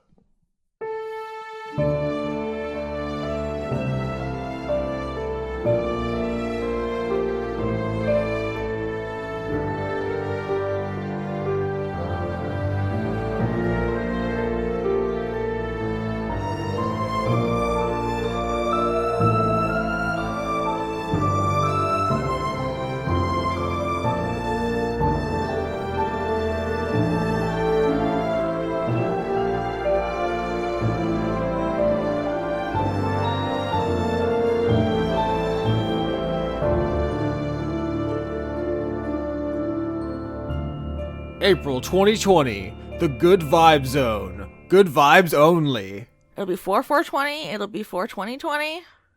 That's a good vibe. Yeah. If you have bad vibes, you need to leave right now. No bad vibes in my April 2020. Executive producers for the Good Vibe Zone. Joseph Tombrell. I was trying to match your energy. Extellaris. Jade. Brent, still every episode of Dice Funk Goatly. Devin, conduit of evolution. John Madera, conduit of caramel lattes. Nephis Decidia, a sheep with crushingly low self-esteem. You're soft. Take heart. Paul Mullen. Inspired by all these PhD patrons, I'm getting a degree in what the heck. I'll be very useful in the new economy. R.I.P. Chip, human fighter, and pal of Hark and Caleb, eaten by an ankeg. Christman, smiting all the fake Christians. Toshiro Kuru, new self, 40 pounds lighter, and finally in control of the accounts. Oh, good for you. Now that's a good vibe. Andrew Grothin. Belated birthday, Jamie, because Patreon messed up last month. Oh my god, happy belated birthday, Jamie. Dr. Goatman. Faith _and_ Valor, formerly transient passerby. Francois V. Francois. He's one master. Oh no. Hold up. What's your starter Pokemon? Dildo, vibrator, or butt plug? JK. You just go right past it. Jaspel, sitting alone in the VIP. John what? Luther Manhole. Possum Kingdom refugee. Random, conduit of Would You Like a Hug? Oh, I lost it. Sternad. Vinny, currently dreaming of Austin's bussy cakes. Hell yeah. No. Z23619. We need to make a judgment. Is Austin's bussy a bad vibe? It's a bad vibe for me. No, it's not. Okay, Kevin Dobbins. A lonely gambling pig trying to be King's Valentine. Oh. That would be so cute. King and a little pig. Yeah. Charlie Chalkley is DMing his first sesh on Saturday. Oh god, Austin, help! I think this was last month too, and they haven't changed it, which means they're dead. R.I.P. R.I.P. pouring out. Pumpkin Spice itself. Robert Tuttle. Anthony, patron of Dora. Fi, or Fee. F.I., like the character from Zelda. Morgan Rapp. Haley Anderson. Pinko Sock. Back in the summer of 6D9. Okay, that's great. I get it. Sheev talking shit on a tubular floating crane. Do it. Tis I, Zedster. 69 Spoopy 420 Sean by Lauren's Lutz. A horny illithid coming for Austin's pussy. They don't even like pussies. They only like brains. What would they do with one? They just have no use for it. Yeah, they do. You little giggle. A montage of Gothnific staring out into the rain. A non-horny gift for Austin and a very horny one for the goblin. A question we all need an answer to: is Anne smarter than King? No. It's not even close. A werewolf with the Chinese menu in his hand. AAA Isaac, conduit of Linux mascot Tux the Penguin. Aaron Norgard. Abigail Grace. Adrian Y. Adiler? Correct me later. Aftershock, too busy planning an art expo to update Patreon name. But you did. How do you know? Okay. Agent Hedgepiggle. Aggressively weeping and eating ramen. Aki Savalainen. Alex Vepra. Alexander De Vega. Alligator snakefish. An otter wanting to be your Valentine. And Valentine's Day was like February. I think we have another dead patron. Are you RIP. going to turn down the otter? No, it's true. Otters are always welcome. Andrew Birmingham. Andrew Feggie, conduit of speaking truth to power itself. Anna. Anna, conduit of procrastination. Anon. Antonio, conduit of aftercare snacks. Okay. Arachnival. They're important. Arachnival, making dark deals with the spiders of mortality. Archduke Archibald's 5-armed hugging cactus golem. Prickly. Ariadne asking if this island has got any daiquiris. Arjan de Koenig. Ash, the gayest bitch in the Midwest. Austin, I can't believe you had to Google Beasterizer. I just wanted to check. Austin! I can't do it. Austin! Still love that Skeksis voice. Isaac, conduit of gavel, gavel, gavel. Austin, it's Math Tiger. The test results are back. It's Bussy Mustela Oh, no, I haven't gotten my pussy tested. Badodroid. Badodroid. Becky Scott Fairley. Becky Toothhill, property of Janiac. BJ, if Lime dies, we all die. So, luckily, we can all rest easy because this has been recorded after the season's over. B-Ray Echo. Before we continue, I gotta poop. Back in 5. Big Time Getty Lee. Conduit of Big Time Bass Riffs. I wish I could do King voice. I would have done that last one in King voice. Yeah, but who can besides Chris? The guy who voice acted Kuwabara in Don't care. Nope. Blackstone Morgan. Blue 6. Bonus. Brady, God of Murder, survivor of Lauren's massacre. You would let a rival challenge you, Lauren? Who's challenging me? Brady. That's fine. There's enough room. Brett. That's very thoughtful of you. Britt Relaford. Bro Jimbo. Buy your girl some flowers? Question mark. Callum. Austin is my fave. Lauren is the best. Turner. Thanks. Cameron Abbas. Candace listened to Dice Funk Starling. Kato on the no sex party barges. Everyone had a field day with him floating in his own private plane, not being able to fuck. Chief Beef Thief. Chloe the dog finds bone pile on her walk. Chris, conduit of bad decisions walling. What is an unidentified body but a bone pile for dogs? Oh my god. CSI dogs. They're so excited. Oh no. Chris from Ohio? Is that where we were? Yes. Christopher Charlow. Coho Blast. Cool Christmas, conduit of not paying child support. Don't do that. It's a Jim Sterling character. We probably talked about this last month. Oh, cool Christmas. Doesn't pay his child support. Quorum. Ciara Saldana, prophet of RN Jesus. Cucumber. Dan B. Dandy Snuff. Daniel Marston, conduit of unnecessary consonants. Daria, go freaking right. Dawning Frost. Dazaslost. Declan Sands. Dennis Pancake Detlefson. Dice Funk. Wait. Nope. Dice Fuck. Dungeons and Dildos. Spinoff for for dogs? DM Tau. Now I have to deal with player shenanigans. Don Johnston. Dorian, Conduit of Devotion. Doro. Dr. Isix. Dragon Nexus. Dylan and Rillin the dog. Listening on a lazy Sunday morning. Also dishes. Ebrand. Lauren is my friend and I love her. Hi, I love you too. Lauren, stop making friends with the listeners. I can make friends with whoever I want. No, we have to remain above them. We have Edward to R. Jones, the fourth. Einar J. Eowalt. Wait. Ewalt? No. EIOWLTA. I am sorry, but I can't. I think you got it pretty close the first time. Ewalta? Ecorin. Elderly Goose, conduit of Eleanor Nonante sees Peregrine, Horton Vampire Lady with Depression. Elizabeth Jackalope. Elusive Lily. Emma, Math Tiger is 43.47% correct. It could be better, honestly. You usually want to be over 50% correct if you have the choice. And Diego Van Dane. Erwin Lilagadek.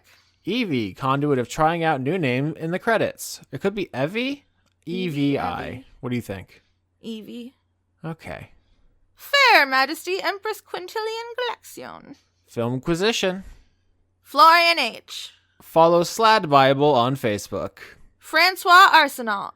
Frank Sands. Furry scum infecting the credits prison. See, the joke is everyone's in credits prison now. It was a long con, but we're all in it together, and now it's freeing and it's only good vibes. Can you tell? Oh my god. I'm not on drugs. Where are we? Gage, conduit of loneliness. Gary Bussy. Yeah, No. Ooh. Gideon Therizinosaurus, a pot-bellied bipedal herbivorous dinosaur with 1 long claws. Is that meter? Yes, that's a meter. It's big. It's a big for a Okay. claw.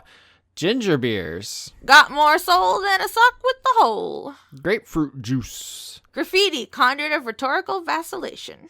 GSV _ lasting damage. Probably their MLG Pro game name. Oh. Halju. Harley the Floral Lyricat.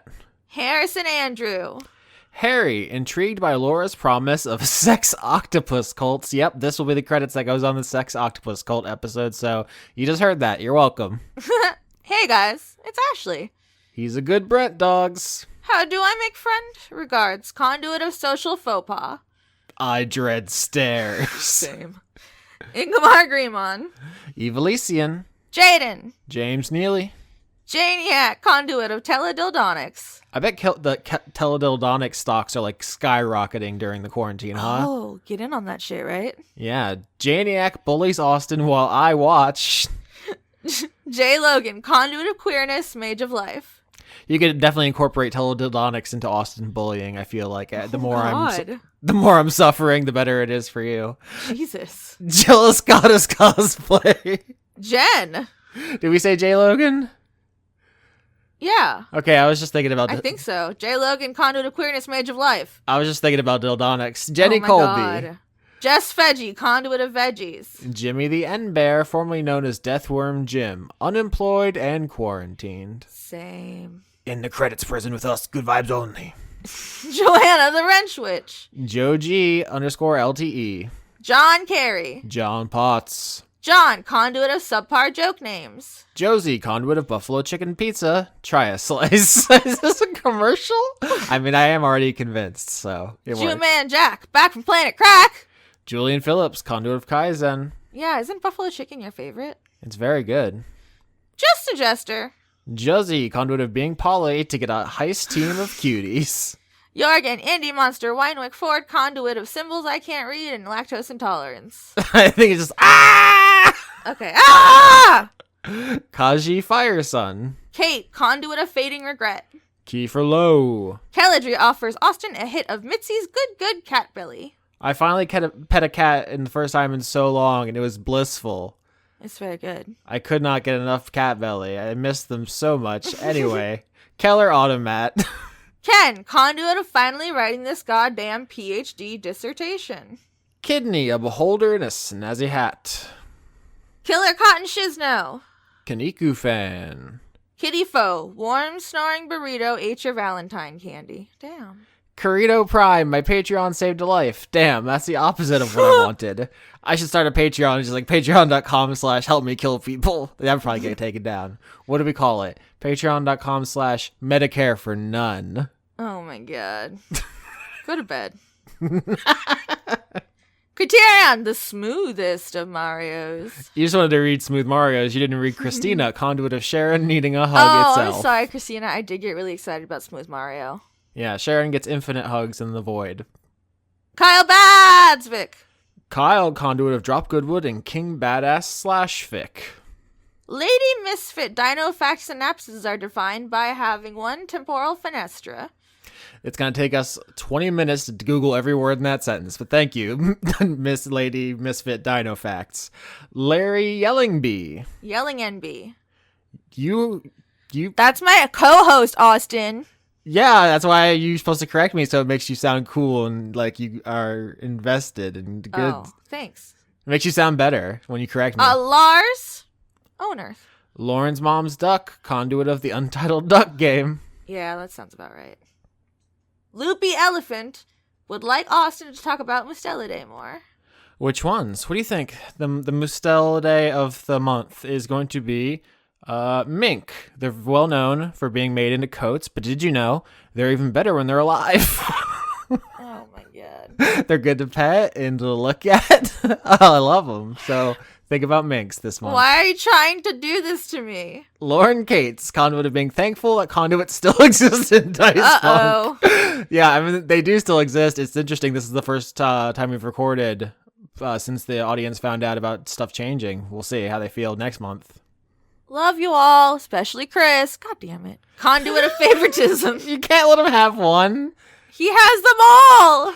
Oh, half the credits are like, I love Lauren. That's Show me true. your boobs. Yeah. Come on. I know. It's just he's so talented. Ludovico Limited. Luke Powers. Luther, the conduit of a button quail and a pear tree. Manticore Deathlord. The Cult of Gorfanax. Master Zemnohort. Mateo Zanek. Matt Collier. Matt Lackett's conduit of... Ingiram imus nocte et consumimur igni. Hopefully you didn't just summon a demon. I think Igni is definitely fire, so that's fine. not great. Matthew, listen to Dice Funk and Neoscum Schultz. Maximum Side Boobs, celebrating 1 full year of tasteful nudity. Majin, conduit of 3D printing Dickosauruses for everyone I know. Melbent. Melissa, the birthday dice goblin. Happy birthday. Michael Hall. Miles, conduit of strong Byleth opinions, but she fun though. Modified Matthew. Mr. Willie Phoenix, Steven, lesbian Pooh, Seagull, Mr. Pooh Willie Bear Phoenix, Shaker. Steven, Lesbian Seagull, Pooh Bear Shaker, get your shit together. Okay, I'm excited for when the Byleth credit gets replaced by the whatever character from ARMS they add to Smash Brothers. Remember ARMS, Lauren? You know I don't know what the fuck you're talking about. Namita and Eskin's conduit of error. You can't just call me out in front of the whole credits. They don't care if you know about ARMS. Nicholas Dominic. Nicholas McDonald. Nick.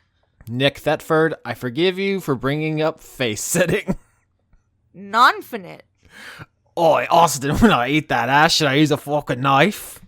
Only respect for my McQuare. Hashtag Zoe Fan Club. Pae Robjerg. Pangolin. Patrick Babcock, conduit of This Is Fine itself. Patrick Connor. Oscar Gifford. Patrick Williams. Please check my webcomic, ruinhisfortune.com. They didn't write this, but I'm going to add, or else. Yeah, do it. Sorry, that was a bad vibe. Pocket Sundial. Pruitt Holcomb. Puck Boy. Pyropsychotic, because the cake was a lie, and who doesn't like fire? Do you like fire, Lauren? Yes. Just Okay. not on me, on my, like... Yeah, no, the implication is it doing other stuff, not Yeah. just to cuddle. Yeah. Rizumi Azura. Remsiv. Rob Dakin.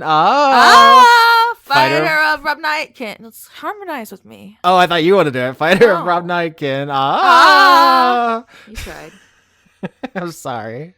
Robert Chisholm. Conduit of Gigantamax Cornelia Wrecking Shit. I was actually really curious if you were going to Gigantamax during the final boss fight and try to fight the T-Rex or reptile to reptile. I forgot about it. Robin. I'm dumb. You're not dumb. Oh, my brain's just bad. Rule 34. Bob Chiaclone. Chiaclone. S. Kearney, working 9 till 5. Do, do, do, do, do, do, do. I Yeah. knew it. Salad Child. Sam. Scarlet Eyes Yuri. Sean Lyons Burke, conduit of Manning Byleth out of spite. There you go, Sean. Simmons. Conduit of Harder Slatty. See, it's not as funny as when you do it because that's the thing people want to hear you say and not a Yeah. terrible fucking embarrassment for me. Sergeant Rattlebones. 31st Not- Pussy Protection Brigade. 35th Pussy Protection. That's literally what I was going to say. Gotcha. The 35th Bussy Brigade. Shane Sedgwick. Shane Ware. Conduit of Hedonistic Pansexual Polyamorous Switches. Simon Lee, conduit of Chungus, bearer of Dinkus, minion of John Con. Sin Milk Tom. Skimble Shanks, the railway cat, the cat of the... Railway! Slime King Mike, but purple, seeking revenge for not choosing the Slime River. That'll haunt you for seasons to come. Sporeman Zero. Starlight Glimmer did nothing wrong. Stephen Cleese. Steven! Attending ABA, Austin's Bussy Anonymous meetings. Well, Steven is not anonymous anymore because now I know what you've done. There's a lot of people named Steven. Sweet dreams are made of these. Who am I to disagree? Not going to sing it because I'm upset about all the fists that are happening. Cyretha says, check out The Last Unicorn novel and movie. Thanks for the recommendation, Cyretha. Cool. Tabitha Spokes. Tales of Inquiry. What if people just recommended shit to us every week? They're like, hey, have you ever checked out Call of Duty? Like, thanks. No. I don't even know. Where are we even? Tales of Inquiry?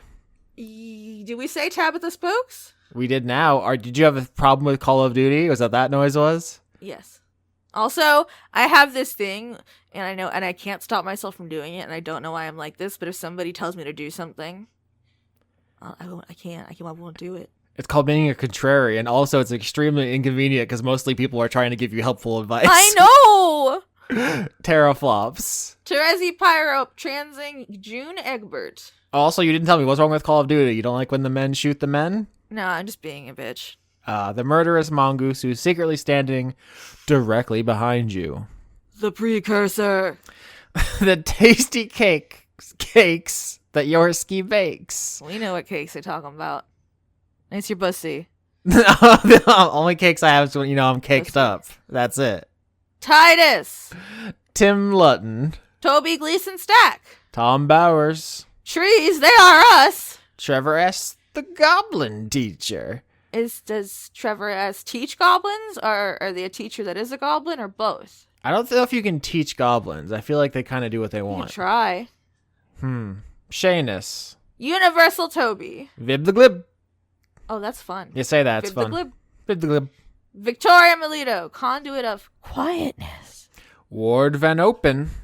William Vinky. Will you be my Yamantine? Why everyone talk about it's April? What's happening? Who cares? Yams are delicious. Yes, I will be. Okay. Ziphosaurus. Zephosaurus! You expected a patron, but it was me, Dio. I actually don't know what his inflection is in the English because I listened to it subbed, so I have no idea how to even approximate that. It's probably in not English. as good. Yeah. You just read that one. Zoltar, the Viking death metal caterpillar, conduit of retribution. Z, or is it sleeping? Zzz. Okay, I guess a bunch of people had this idea. Oh well, I'm trying to get to the end. You almost made it. There's only one under you. I know. I'm only happy when it rains Zukas. And they got in because of the quotation marks at the beginning of the garbage lyric and not because of the Z's. But good try. Everyone, the Good Vibe Zone is officially coming to an end. You're welcome for inclusion in our space. It's a new season. We got one-shots that this is attached to. Enjoy them. Make sure to check the descriptions for the people's social media, the Twitters, their Patreons, their YouTubes, their Twitch. Everything's linked. We can't run it all down because literally it's going to be like 20 different players. There's so many cool new people. But make sure you check the descriptions. That's where all that is. You can support the show, patreon.com/AustinYorski, patreon.com/LauraKBuzz, patreon.com/Weekly Manga Recap, and of course, for everyone who's on the normal episodes, Lauren. What about you? I'm Rargalicious on Twitter. You can buy my titty pics there. I'm also on a podcast called Humans Hollering at News. Look it up. It's on Patreon, and it's fun, and we talk about nice things. And if you like some good vibes, that's all we do. Do you want to say something earnest about the quarantine and how we appreciate all your support, and we hope we're here for you, and make sure if you're bored, inflict our podcast on your family and animals, and just blast it out the windows at the people who can't leave their homes? Yes, all that Austin said. No, I really do appreciate it. A lot of people have been very supportive of me because I've been unemployed, and supportive of you because you need to survive. Cannot live. So thank you, and kiss all your pets for me on the snoot. Mwah! Or snoot equivalent. How gross do you think that noise was? I can see the waveform, and it's really unappealing. It was weird.